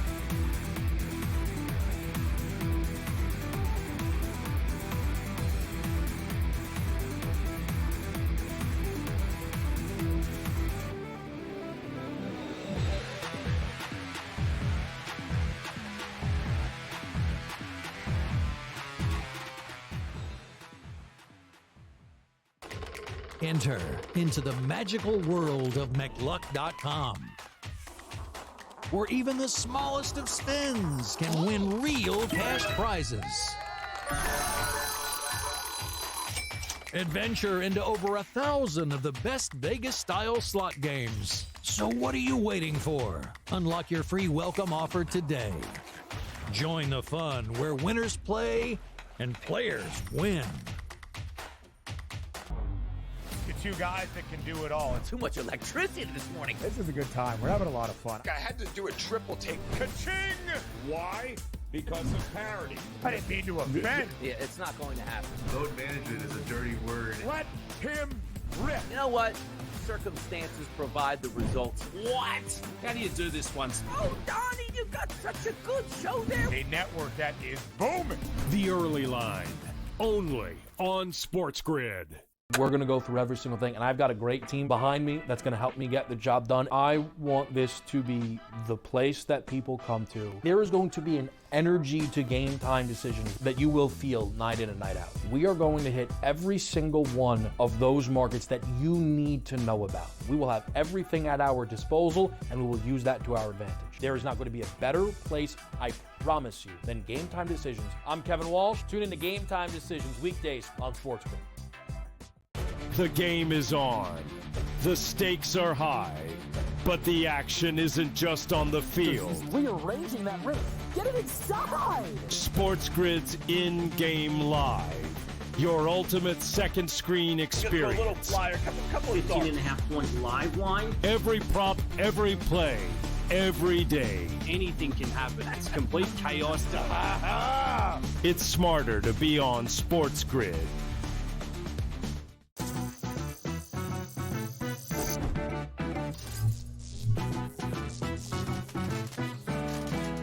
Did you know sportsbooks tend to draw up tighter bet lines for events that get even more bettors, like championship games or major matchups?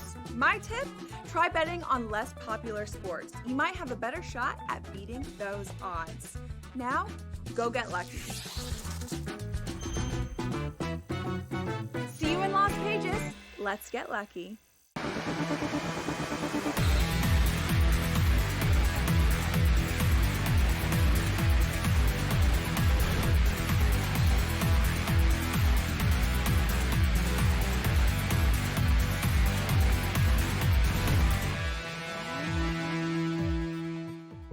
welcome back in Game Live. Game Day here on the grid. Thanks again, George Kurtz, for joining us. Scott and Dane, the rest of the hour. We got the Cam Stewart coming up in about a half hour as well. Some craziness in baseball. I can't believe it. I just saw a suicide squeeze with the team leading 7-1, which is a little. Let's monitor the White Sox and Blue Jays game.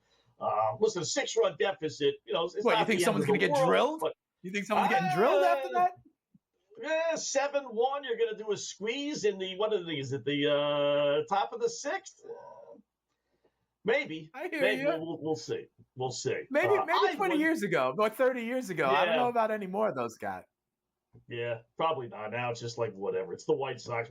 At this point, the White Sox are a beaten lost cause. So, although they did take 2 out of 3 in Colorado, which only goes to show how bad, again, not that we need any more evidence, but how bad Colorado is, right? Losing 2 out of 3 at home. WNBA, we got the Dream, fourth quarter, 3.5 left, up. Dane, 78-75. Yep. They're minus 11-1. They got a 3-point lead with 3.5 minutes left, and you got to lay 11-1. And if you didn't take Golden State before, I would definitely take them now just to hedge a little bit at 6-1 for sure. Yeah, I mean, they must also have the ball, Scott, because it's a 3-point game, and I'm seeing not only, like you say, minus 1,100 on the money line, I'm seeing them laying 5.5 points. So that probably also assumes possession there on the Atlanta side. But again, like we have seen many times before, that's why we bring it up. Our job here, Scott, is to just, I used to say, remember, if you see something, say something, right? And when we see something, we have to let you know. That's why I told you, listen, the Atlanta Dream, they flipped to dogs. When we saw the White Sox up by 1 against Toronto, that is an opportunity. And now it's 8-1 back on the other side on Toronto. We're talking about all sorts of things. We're going around from sport to sport. We're bringing in guests. We're doing all sorts of stuff. Our job is to find the opportunities for you. And then you go ahead and kind of keep an eye on that. Keep that on your radar. That's why this is the second screen experience for when you are watching the game. We're pointing them out. Hopefully you are betting them, because Atlanta, when they were getting money on the money line, Toronto, when they were back down to a coin flip favorite after being, I think, minus 170 on the road to close, these are the opportunities we'll look for. This is the blueprint. Better team, slow start, the books start to respect it, and that's when you pounce. Yep. Any thoughts, by the way, Dallas and Phoenix starts in about 45 minutes, top of next hour. Phoenix, a 5.5 point favorite, over under 163.5. Paige Beckers is playing. You always got to be between her and Caitlin Clark. You got to really look at the lineup, but at least according to FanDuel, she is playing. Over under is 19.5 on her as far as points. Yeah, I take Dallas on the points. Like you said, Paige is playing, and Dallas is that interesting team. I think, Scott, correct me if I'm wrong, you're more plugged into the W than I am. I think Dallas started the season like 2-11 or something like that. It was really, really bad. But since then, they have been playing well. Paige gives them a chance on any given night. And what is it? I saw it at 6. You say it's 5.5 right now. If anything, I would lean and take the points with Dallas. Yeah, they're a completely different team with her in the lineup. And really, like you said, the first 2-3 weeks, they were just horrible. Them in Connecticut, whereas Connecticut is still god-awful, 2 wins. Dallas has shown a little life, especially when she's playing. The key is obviously just double-checking. If she doesn't play, then they, for the most part, lose. But when she does play, it's a whole different story. So, and I like the over in the game, gave that out to the guys. Not in love with it. It's like the greatest play in the world, but 163.5 points. I know there's a lot of players missing, but it's not that big of a number in the WNBA. And we're due, because yesterday's games, the 3 of them all went under. So I'm thinking this game is going to go over. So a little lean towards the over. If you want to play that, they, again, tip off top of the hour. Red Sox 5-3 over the Rockies, headed to the top of the 7th. So all the craziness in the top of the 6th ended with the Red Sox still leading. If you're laying a 1.5, you're sweating this thing out a little bit. Not sweating out the other half of the PP, the public parlay. Toronto 8-1, as we mentioned, over Chicago, bottom 6. And Milwaukee, Dane, 2 more. It's now 7-0 Brewers over the Dodgers. Over under. It is. I'm still keeping an eye on the pitch count. Still keeping an eye on the pitch count for Freddie Peralta. He has thrown 75 pitches through 5, right? So I've got him plus 5.5. My hope is that Peralta gets one more inning left in him. And then, to be honest, my narrative before, right, was whoever they bring in after Peralta, hopefully this game is so far gone that they don't need to bring in their frontline relievers. And that would be the case at 7-0, right? So what I'm hoping for is Peralta only goes 6. And then all of a sudden, in the last third of the game, Los Angeles can go ahead and get a couple there on the soft underbelly of the Brewers bullpen. And we look, at the very end of this game, we're looking at an 8-3 final or something like that. I'm also buoyed by the fact that the Brewers are not going to be hitting in the bottom of the 9th for all intents and purposes, right? So those are kind of still my path to victory. I liked it much better at 5-0 than at 7-0, but I still feel like we're live here, especially plus the 5.5, 8-3. Finish is okay by me. Yeah, he's got 6 strikeouts, Peralta. So he's now hit 6 strikeouts in 7 of his last 8 starts. 11-7 on the season. He was 6-1 coming in, obviously. So he's 7-1 now. So sometimes you got to look at these guys the last month and a half or so rather than their season totals, because everyone got baby the first month and a half. What have you done for me lately is true with pitchers, with some of these strikeout props and some of these outplays. I'm more concerned with what they did over the last month or so, last 4 or 5 starts, than what they did back in April when everyone got yanked. So he hit his total again, 7-1 now, his last 8 starts. So we'll keep you posted on anything else that you can do. Royals, it's the joke game of the day. 7-2 now, Kansas City over Pittsburgh, bottom of the 6th inning. They hit the total. They hit that 9 total, Scott. In the first freaking 5.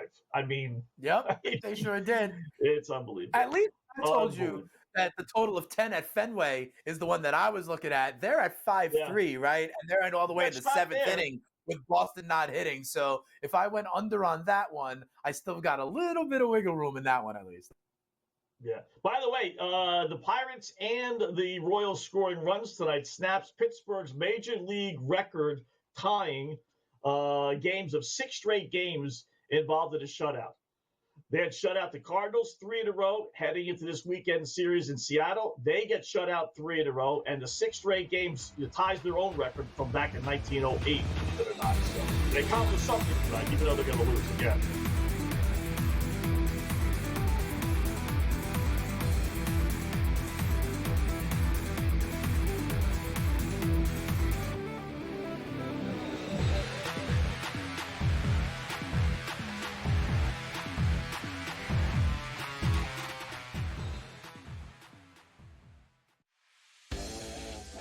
Let's get down to business with the particulars. The Pittsburgh Steelers will get Jalen Ramsey into their defensive backfield. They'll get Jonnu Smith. All this talk I'm hearing about they're going to trade TJ Watt, that's not happening either. Okay, so I don't think that's even remotely in the cards. All this talk today, he's next. I don't believe that. I think they're going to give him a new deal. Pharrell Coast to Coast, only on SportsGrid. 9 times out of 100, when you get a gift for the boys in Vegas, what happens? The dude doesn't even get out of the first inning. I feel bad for him. He gave up 7 runs, 5 earned, but 7 runs in total, 5 hits, walked 2, didn't strike out a batter, and like I said, didn't get out of the first inning, got 1 out. I don't know how they do, Joe, but I'm telling you, those lines didn't make any sense. In-game live, only on SportsGrid. Devin Booker had to run the point when Chris Paul was hurt. And we're like, Devin Booker's a point guard. Devin Booker's not a point guard. Neither is Jalen Green. So I need to know, once you get rid of Bradley Beal, who cannot be on that team, who is the point guard? And then I think as a 6th man, I actually don't mind it with Jalen Green. Betting above the rim, only on SportsGrid. What is going on with the Pittsburgh Steelers? How about I answer your question with a question, Kev? Okay. What could possibly go wrong? I would say it's possible that you somehow, in bringing in Aaron Rodgers, which is supposed to be a win-now move, look around at your team and go, wait, Pickens, Minka Fitzpatrick, and TJ Watt aren't on it anymore? Game time decisions, only on SportsGrid.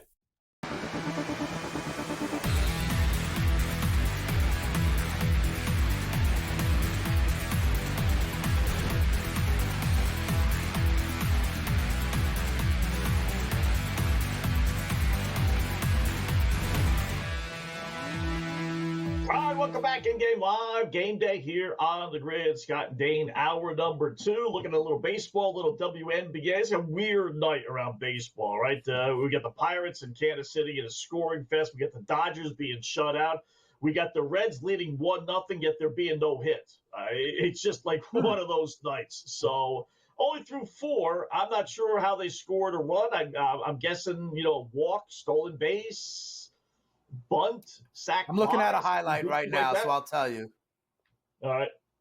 That's Miami, Walk, so anything good. Pass ball gets him to second base. Walk, pass ball gets him to second base. And then another pass ball gets him to third base. And then a sack fly or whatever comes the leadoff man. Leadoff man walks, 2 pass balls, and then a sack fly with 1 out gets the run in.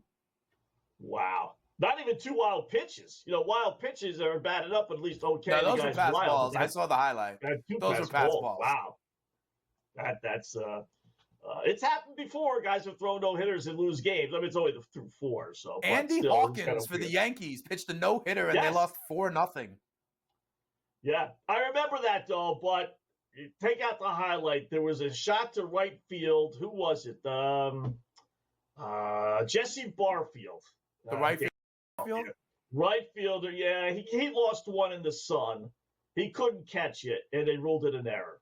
I think it was like the 8th inning. It wasn't even early on. It was late in the game. He's got home score. Yeah, that any other game that would have been a base hit. You go Google it, you'll see. It's like, yeah, he lost it in the sun and put his glove up there. I think it actually hit his glove, so they said, oh, it's got to be an error. Got to maintain, but it wasn't. But Andy Hawkins, very good though. Yeah. I think I was actually. Hey, I got Dodgers runners on the corners here trying to answer back in the top of the 6th. And Peralta is now at 93 pitches through 5 2/3. This could be the very end for Peralta here. Will Smith and Freddie Freeman are on base. So it's kind of the middle of that lineup. And we have Peralta at 93 pitches through 5 2/3. To your point, he did strike out. He struck out 7, so Paez is up right now, and this is a big spot, especially if you're holding that plus 5.5, like some people are here, because a base hit, 1 to the gap, and all of a sudden they answer back what Milwaukee did in the bottom of the 5th, and they likely get Peralta out of the game with 1 more base runner. Right, and you know what that is? And that's his total. Like, his number is now 17.5. He gives up a base hit. You said it, Dane. He's out of the game. It goes under. He gets the out. Right. So if he gets this out, he goes the full 6. If he gets this out, he goes the full 6. So I'm watching it right now. He's got an 0-2 count on Paez. So we're watching this for a lot of things here. The outs prop, the idea that the Dodgers could score this run. If they score a run, I believe that would push it over the 7.5 total for the full game that some people are looking at here. But more importantly, this is probably the end for Freddie Peralta. He is now at 95 pitches here, 1-2 count on Paez. So I'll continue to monitor this at bat. Yeah, I'll give the Brewers credit for keeping him in there in the 7-0 game, right? I mean, he's through 5. He's in line to get the win. There's no real reason to keep him in there. It's not like it's a complete game, 7-0 lead. So I'm sure if you had the under, you wish they wouldn't. But I give Milwaukee credit for keeping them in there. And it's officially over. We can just throw it, put it to bed. Kansas City 8-2 over Pittsburgh. They scored again. Game goes over the 9 in 6 innings. Unbelievable. And the sad thing is that if you would have told me Pittsburgh would have scored 2 runs today, with an under 9, I would have said, okay, yeah, I'll take that. Absolutely. What, 6-2, 5-2, 7-2, maybe a push. But I definitely would have taken that. I didn't count 9 or 8 stinking runs out of the Royals. Peralta gets a ground ball out. Peralta gets a ground ball out. We are through 6. Freddie Peralta, 6 innings of work. And it is still 7-0 Milwaukee as we go to the bottom of the 6th here. So Peralta has gotten through 6, 97 pitches. He's probably done for the day. But the Dodgers still with a goose egg. Yeah. They have lost 4 in a row, by the way. Earlier this season, I forget who it was to, but I read they had lost 4 in a row. So it's not going to be the first time. But they're definitely struggling heading into the break. Guards hit 4 on the board against the Astros. Jose Ramirez, a 3-run homer, 4-0 now over Houston. I was good when it was 1-0. I was going to suggest maybe grab the Astros. Good thing I didn't. We were in break because 2 seconds later it was a 3-run homer. So Oddly enough, even Houston's still only plus 560, down 4-0. You think that would be a lot more than that. So, but 4-zip there, and we got Texas and LA starting a little bit. We got Arizona, San Diego starting in a little while, and then we got Philadelphia and San Francisco starting as well in about 15 minutes. We'll bring you the ball when we come back to Game Live.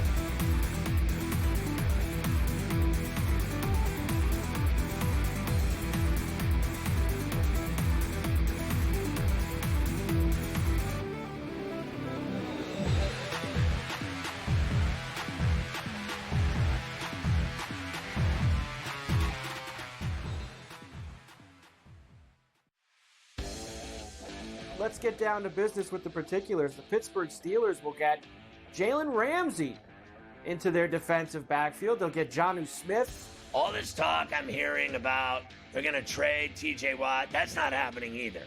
Okay, so I don't think that's even remotely in the cards. All this talk today, he's next. I don't believe that. I think they're going to give him a new deal. Pharrell Coast to Coast, only on SportsGrid. 9 times out of 100, when you get a gift for the boys in Vegas, what happens? The dude doesn't even get out of the first inning. I feel bad for him. He gave up 7 runs, 5 earned, but 7 runs in total, 5 hits, walked 2, didn't strike out a batter, and like I said, didn't get out of the first inning, got 1 out. I don't know how they do, Joe, but I'm telling you, those lines didn't make any sense. In-game live, only on SportsGrid. Devin Booker had to run the point when Chris Paul was hurt. And we're like, Devin Booker's a point guard. Devin Booker's not a point guard. Neither is Jalen Green. So I need to know, once you get rid of Bradley Beal, who cannot be on that team, who is the point guard? And then I think as a 6th man, I actually don't mind it with Jalen Green. Betting above the rim, only on SportsGrid. What is going on with the Pittsburgh Steelers? How about I answer your question with a question, Kev? Okay. What could possibly go wrong? I would say it's possible that you somehow, in bringing in Aaron Rodgers, which is supposed to be a win-now move, look around at your team and go, wait, Pickens, Minka Fitzpatrick, and TJ Watt aren't on it anymore? Game time decisions, only on SportsGrid.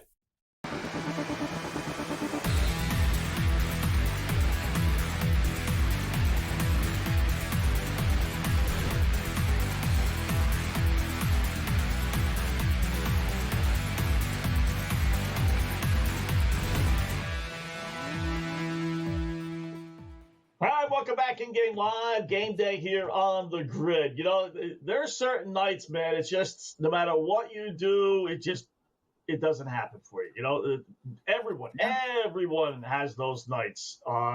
It might be happening for our producer, Pat, Dane, Scott Wetzel, Dane Martinez. First of all, he bets. Okay, all right, so he may get a split. So I was going to say, first off, he bets the under Dodgers Milwaukee, as a lot of people did. Pretty solid bet, right? I mean, Yamamoto on the hill, and, he gives up 5 runs, and it's 5-0, under 7.5 shot, right? You would think, anyway. It's 7-0. He's still holding out. I shouldn't put the guess of death on it. Then he's holding out still. He's got the Golden State. Yeah, and I was looking at that. 7.5. They're leading. They're leading by 10 after 1. You're getting 7.5. They're still leading at halftime. They're still leading after 3, and they lose 90-81.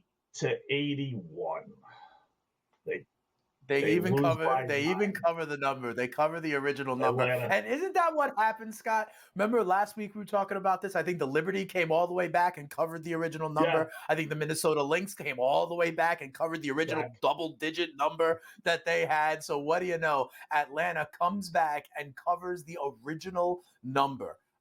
So just file that away, I would say, because one of the things we do here on the Grid is we try to make you smarter, right? We try to make you a better.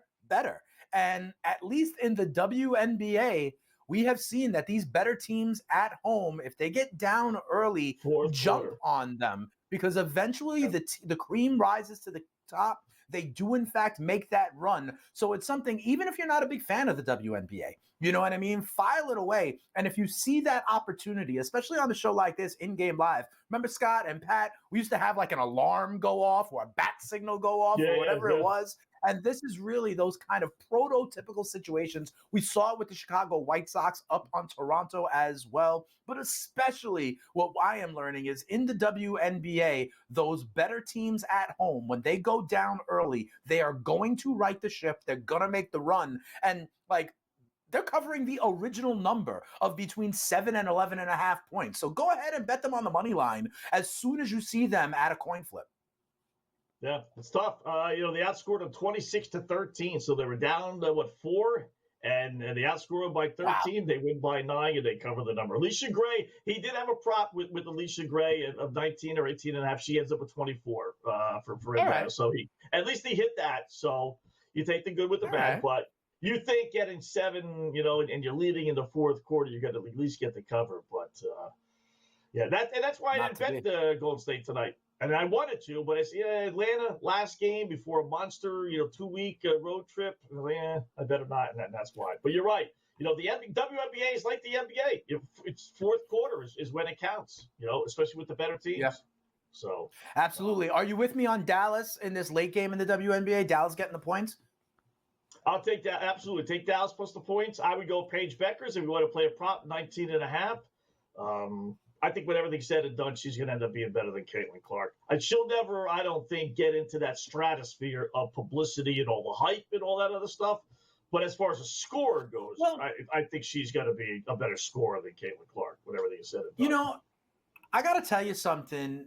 I think the middle of Paige's career at UConn was marred by injury, because she came into UConn as ballyhooed as any freshman in that stretch, any of those UConn greats, right? The Maya Moores, all of them. There was such a stretch of them. Absolutely. And Paige, and she delivered as a freshman, but then she kind of, faded from the public narrative, mostly due to injury, and then came back as a senior, obviously did her thing with the Lady Huskies. And so I think she's also, and I don't know why, but on many levels, it seems like she is more respected among her colleagues than Caitlin Clark is. Like, people respect Paige Bucher's game in a way that I don't think Caitlin Clark gets that kind of respect. So we'll see, because I do think there's a universe, Scott, where Paige does sort of kind of become one of the other poster children for the WNBA. They're going to have to gravitate. Like, I think they respect her just because she doesn't get the hype. I think it's not Caitlin Clark is a jerk. I think it's Caitlin Clark. They're all jealous. I buy into that rhetoric that people say. I really do. You know how women can be. Guys can be the same way. I saw it a little bit with Jordan. I saw it a little bit with LeBron. Didn't take long for those guys to prove their worth in the NBA. But I did see where people are like, they were a little jealous, especially with LeBron, because he had a ton of attention coming right from high school into the NBA. But, you got to show something. And, nothing for nothing with Caitlin. She's been good, but she's not, a superwoman. Like, there was such a pedestal that she had to reach for people to be like, oh, my God, she is the greatest thing since sliced bread. Where right now she's not. So she's got to kind of produce a little bit more. And I don't think Paige got that kind of publicity. But you're right. I mean, that UConn run, that you talk about a dynasty of all dynasties for women basketball. Yeah. So she was at the tail end of that. And like you said, she got hurt. So the injuries really kind of took her away. All that publicity, kind of becoming this kind of face, becoming this kind of greatest thing since sliced bread, entering the WNBA like Caitlin Clark. Yeah. So a couple of scores here. The Astros, if you wanted to take a little flyer on Houston, down 4-0, like seconds ago, just scored 3 in the bottom of the 5th. Now they're only down 4-3 against a Guardians team that's lost 10 in a row, and it's got to be in that dugout saying, what the fudge, right? What are we doing here? Yeah. So Houston's plus 172. They got 5 at-bats left. Not a bad little, Guardians bullpen's pretty good, but that's not a bad little hunch play, I must say. Marlins are taking a 2-1 lead over the Reds, heading to the bottom of the 5th inning. Let's see if Cincinnati can actually get a base hit. Cincinnati plus 118. You want to go there? And then all the other ones are basically blowouts, 7-0, 7-3. Red Sox have opened to back up. So it looks like, I will say that, it looks like the PP, Boston and Toronto's going to hit. Yeah, that looks good. Yeah, that looks good. Boston is now up 7-3 in the bottom of the seventh on that number of 10 on the number. The Blue Jays up 8-3. I like Houston here now, plus 164, still in the bottom of the fifth, only down a run. So we'll see. And, I've still got my eye on the Dodgers, not necessarily to win this game, but to come on back. Aaron Ashby is in for Freddie Peralta. Okay, so they have, in fact, made that change that we thought. And what do you know? The first batter that he faces is Conforto, and he allows Conforto to get on. And so now maybe all of a sudden the Dodgers seeing someone that is not Freddie Peralta. And if you made this play like when I did, plus 5.5, all you need the Dodgers to do is score 2 runs in their next 3 at-bats to get on back live to this one. The lineup is flipping back over. It is Ashby in, who is definitely not Freddie Peralta. We'll see if they can get a couple of runs here. If they get a run in the top of the seventh, all of a sudden we are live, and they do have the leadoff man on. Yeah, I tell you, listen, they're down 7-0, long ways to go. But I told you, the Dodgers need Major League Baseball by 10 games, most comeback victories, with 34, probably not too many down 7 runs, but I would bet them, like right now they're offering you 6.5, plus 106. I think they make a scare, maybe not the tying run at the bat, but 7-3, maybe 7-4. I think they put a scare. That's all I need. That's all I need. So from your lips to God's ears, my friend. I'm going to go with Zach Gallen, over 4.5 strikeouts. I know the Padres don't strike out. Them in Toronto, 1-2 as far as fewest strikeouts, but they're giving you 4.5. He's hit that number 12 of his 18 starts, 12-6. So I'm going to go Gallen over 4.5. Anything on Arizona, San Diego before we bring Cam in? No, not really. I would just also, like you said, I would not be backing Yu Darvish in his first start. And this guy now is in his late 30s, right? So I'd be looking for ways to attack Yu Darvish. Yeah, I really think they would baby him, unless he strikes out the side, something crazy like that. He's not going to get 4 strikeouts. All right, we're going up. Cam Stewart coming up next.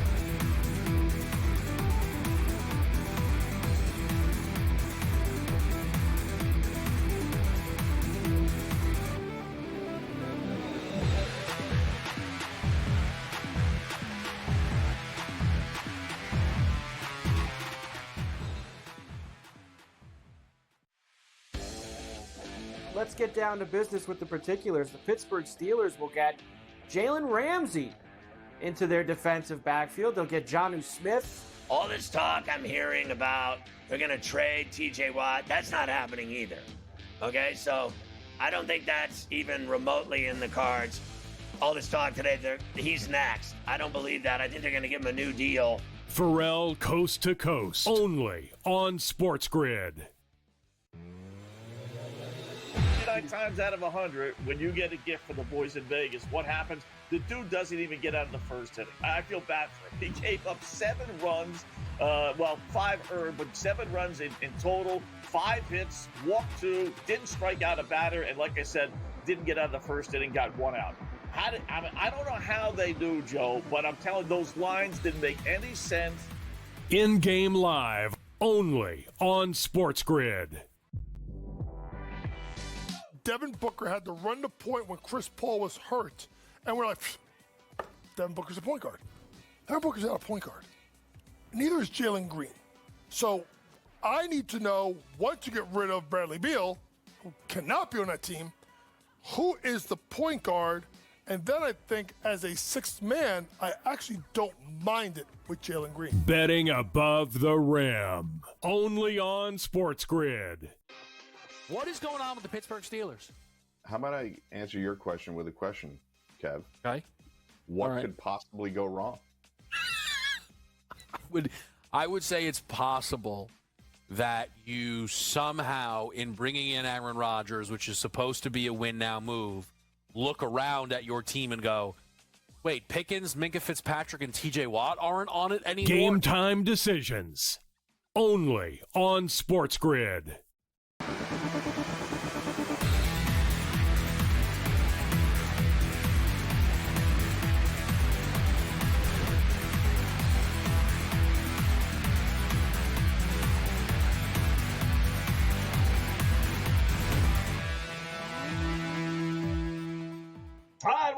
in-game live game day here on the grid. Scott and Dane, hour number 2, taking over at the top of the hour. Cam Stewart, Gabe Morency, and we are joined by Cam, as we always are at this time. Cam, Scott, and Dane, how are you this evening, buddy? Hopefully you're on the PP tonight, the public parlay with your Blue Jays and my Red Sox. A perfect combo, your team, my team, and Dane's team. Unfortunately, Yankees weren't playing today, so were you on the PP tonight?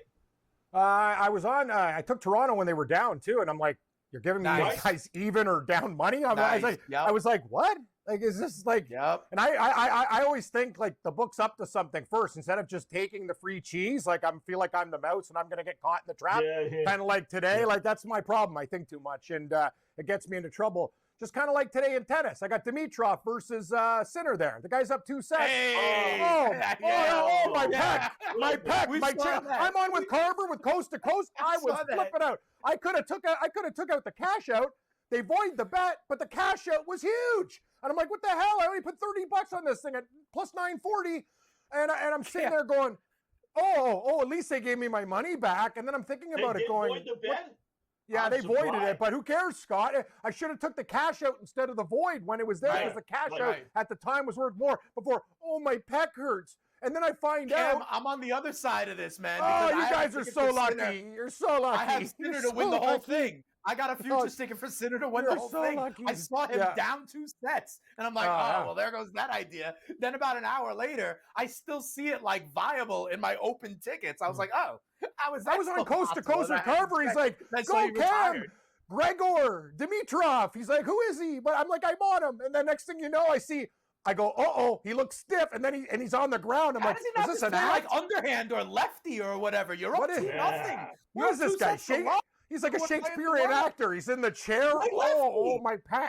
I'm like, then we find out the guy's done it in the last 5 majors. I'm like, what am I doing here? Like, apparently, I know he's yes.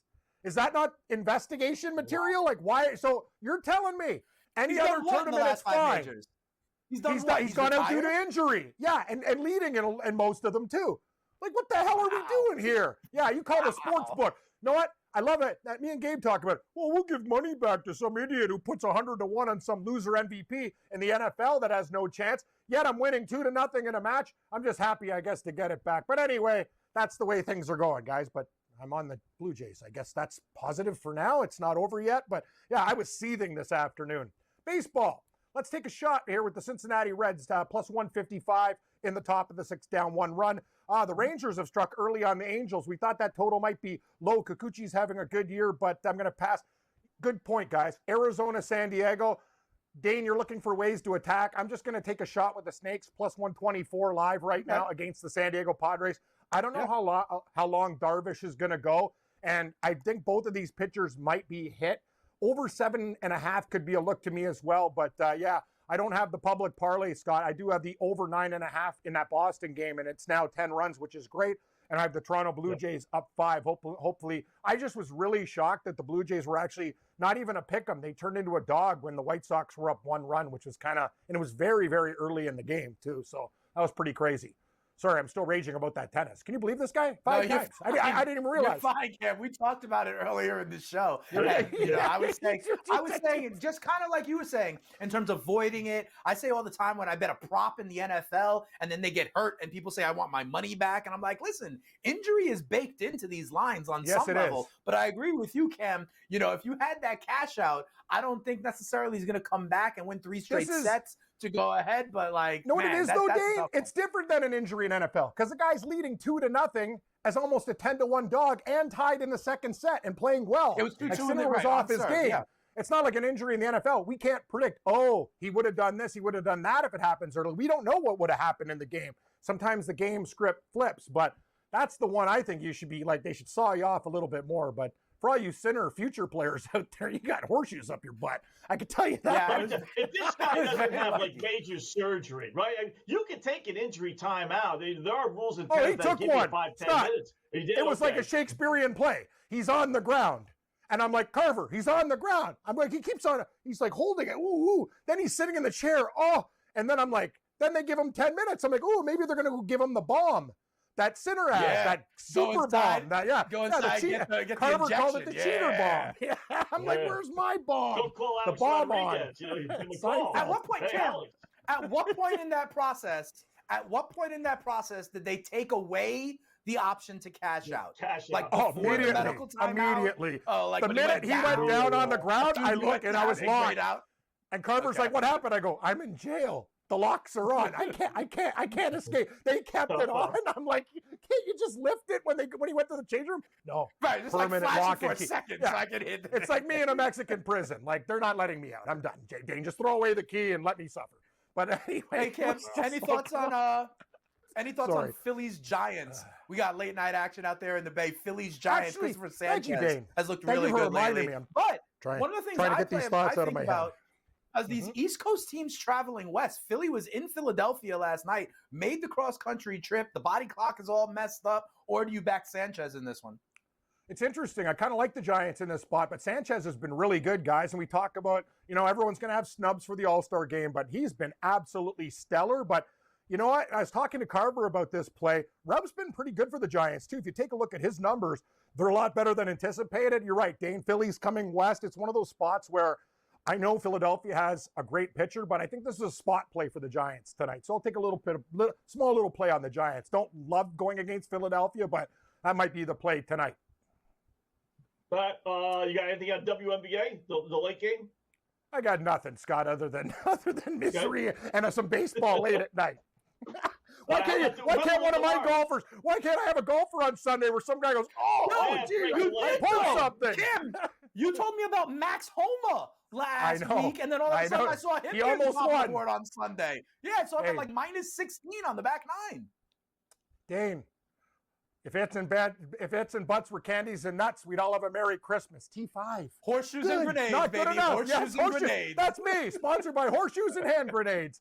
Catch Gabe at 10 o'clock. We'll have more picks. Hopefully my guys won't tear their pecs in the middle of the baseball game. Unbelievable.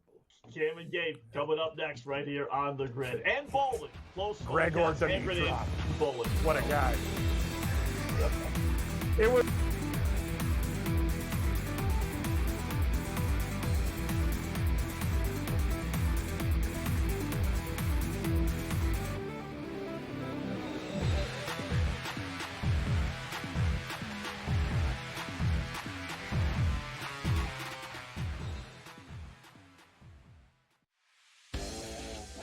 Let's get down to business with the particulars. The Pittsburgh Steelers will get Jalen Ramsey into their defensive backfield. They'll get Jonnu Smith. All this talk I'm hearing about they're going to trade TJ Watt, that's not happening either.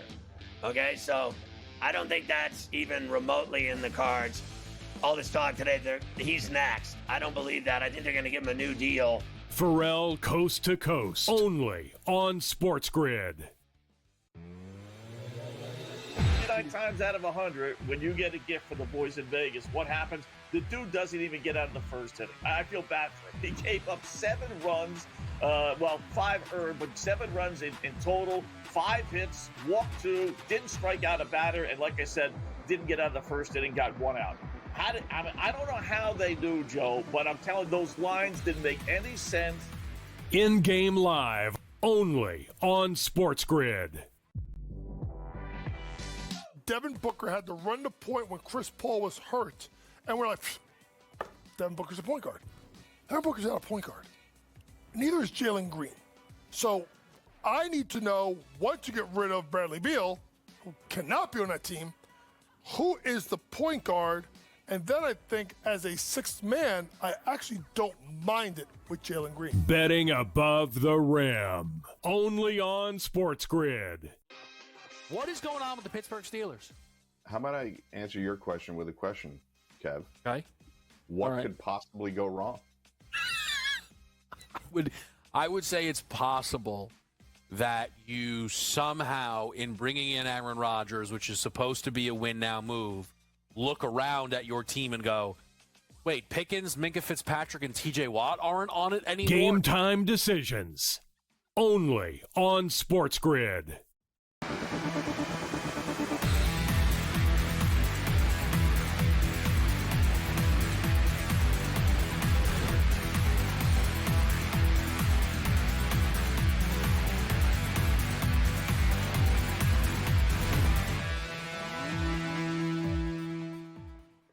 thanks again to Cam Stewart, who takes over along with Gabe Morency at the top of the hour. Cam's always a lot of fun to talk to Dane. There's no way. We got to look that up. There's no way. I just did. Scott, I just did. Oh my God! This is the 5th straight Grand Slam tournament where Dimitrov has been forced to retire due to injury. He retired from Wimbledon and the U.S. Open in 2024, and the Australian Open and the French Open in 2025. The previous retirements in 2024 was due to an abductor tear in his left leg. This is the 5th straight Grand Slam tournament where Dimitrov has retired. Oh my God, it is true. Wow. Wimbledon, the U.S. Open in 2024, the Australian Open, the French Open of 2025, and now today, 5 straight, Scott. Now, how is that not being invested, right? So what would be the bet, Scott? Well, because he has been retired, had these gruesome injuries, yet he's been good enough to make it to the next major 2 months later. Right. Well, yeah, exactly. So it's not like he's having surgery, right? He retired from the French Open, which is only There's only like a 4-week gap between the French Open and Wimbledon, right? He's just retired now from Wimbledon. He did last year. The U.S. Open happens in 7 weeks from now? So he gets all these times, he gets injuries big enough to force him to retire from a Grand Slam major tournament, yet he's okay to be up 6 weeks later. It's not like he had to have surgery on any of these. How do you bet that, Scott? Go ahead. Yeah, that's, I was telling Cam there, I was trying to get it in with him. If this guy retires, as he did, up 2 sets, it's one thing to retire down 2 sets. I foregone conclusion. You're up 2 sets to love against, arguably the best player, him or Alcaraz, in the sport. Yeah. In a major, your arm better be coming off. You said it. You were joking, but that's what play lefty. Hit it underhand. Play lefty. Hit it underhand. Do whatever you have to do. Who knows? Yeah, maybe the other guy twists an ankle and you win by default. I mean, what's the difference, right? I mean, 5 straight majors. Wow. And that's his the thing. Point probably tells him if it is rigged, right? Just throw it out there, Scott. How do they do it? Well, the guy probably says, I'm going to lose to Sinner, but I'm going to try. And then he tries, right? And then he realizes, oh, my God, I'm up 2 sets to love. I can actually win this. I told my guy I'm going to lose. I got to come up with an injury. I'd like to know the score of those other matches. If he was leading in all those other matches. Yeah. If he was leading in all those other matches, too. I just think what's interesting is because the calendar of the tennis season, right? Like there is a big gap from the Australian Open to the French Open. But then French Open, Wimbledon, U.S. Open all happens within basically the summer here in the United States of America, right? All 3 of those tournaments happen within 3 to 4 months of each other. And so to me, at least one of those 4 previous times, Scott, whatever forced him out should have been major enough to maybe require some kind of surgery where you had to miss the next major tournament, right? Where you're not back 5 weeks later. That's the crazy part to me, that you have something big enough to, make you cry uncle in a major, yet not big enough to require surgery that keeps you actually out of action for a couple of months. Yeah, that's crazy. I mean, we're worried about a guy throwing a ball in the 3rd inning of a meaningless game. Meanwhile, this guy's playing a major, 4th round, 5th round, and he's up 2-1 or 2-0, and he's, quitting basically. Wow, that's funny. That really is funny. Speaking of overs and outs, Milwaukee 9-0 now over the Dodgers. Yeah. So that game goes over. A lot of overs tonight. Guardians have retaken the lead over the Astros 6-4. That went over. Toronto 8-4. That over. KC over. Milwaukee over. And the Red Sox over. So everything outside of the one game that was completed earlier, 6-1 against Detroit over Tampa Bay, Dane, it's been all overs tonight in Major League Baseball. Also, DeGrom and your Texas Rangers looking good. 2-0 right now in the 1st inning. We were talking about back in DeGrom. We were talking about back in the first 5. We were talking about, Texas getting out early. Even I think you had Rangers over 2.5 runs for the whole game. So that one looks like you have nailed the blueprint so far. Yeah, I told you, these Rangers games, it's goofy. The first 5 innings are like a normal game, and then after that, they just completely shut it down. So my SGP off to a halfway decent start. Keep your fingers crossed. Padres are just taking a 1-0 lead over Arizona. So, any final thoughts? Any final plays, Dane? Otherwise, you'll be back on Wednesday, right? Yeah, I'll see you later on in the week. Let's hope Sanchez and Roop can get some strikeouts in that game in the Bay. Yeah. 35-1 shot. Julian Alaphilippe in the stage 4 of the Tour de France tomorrow morning. Put it in now.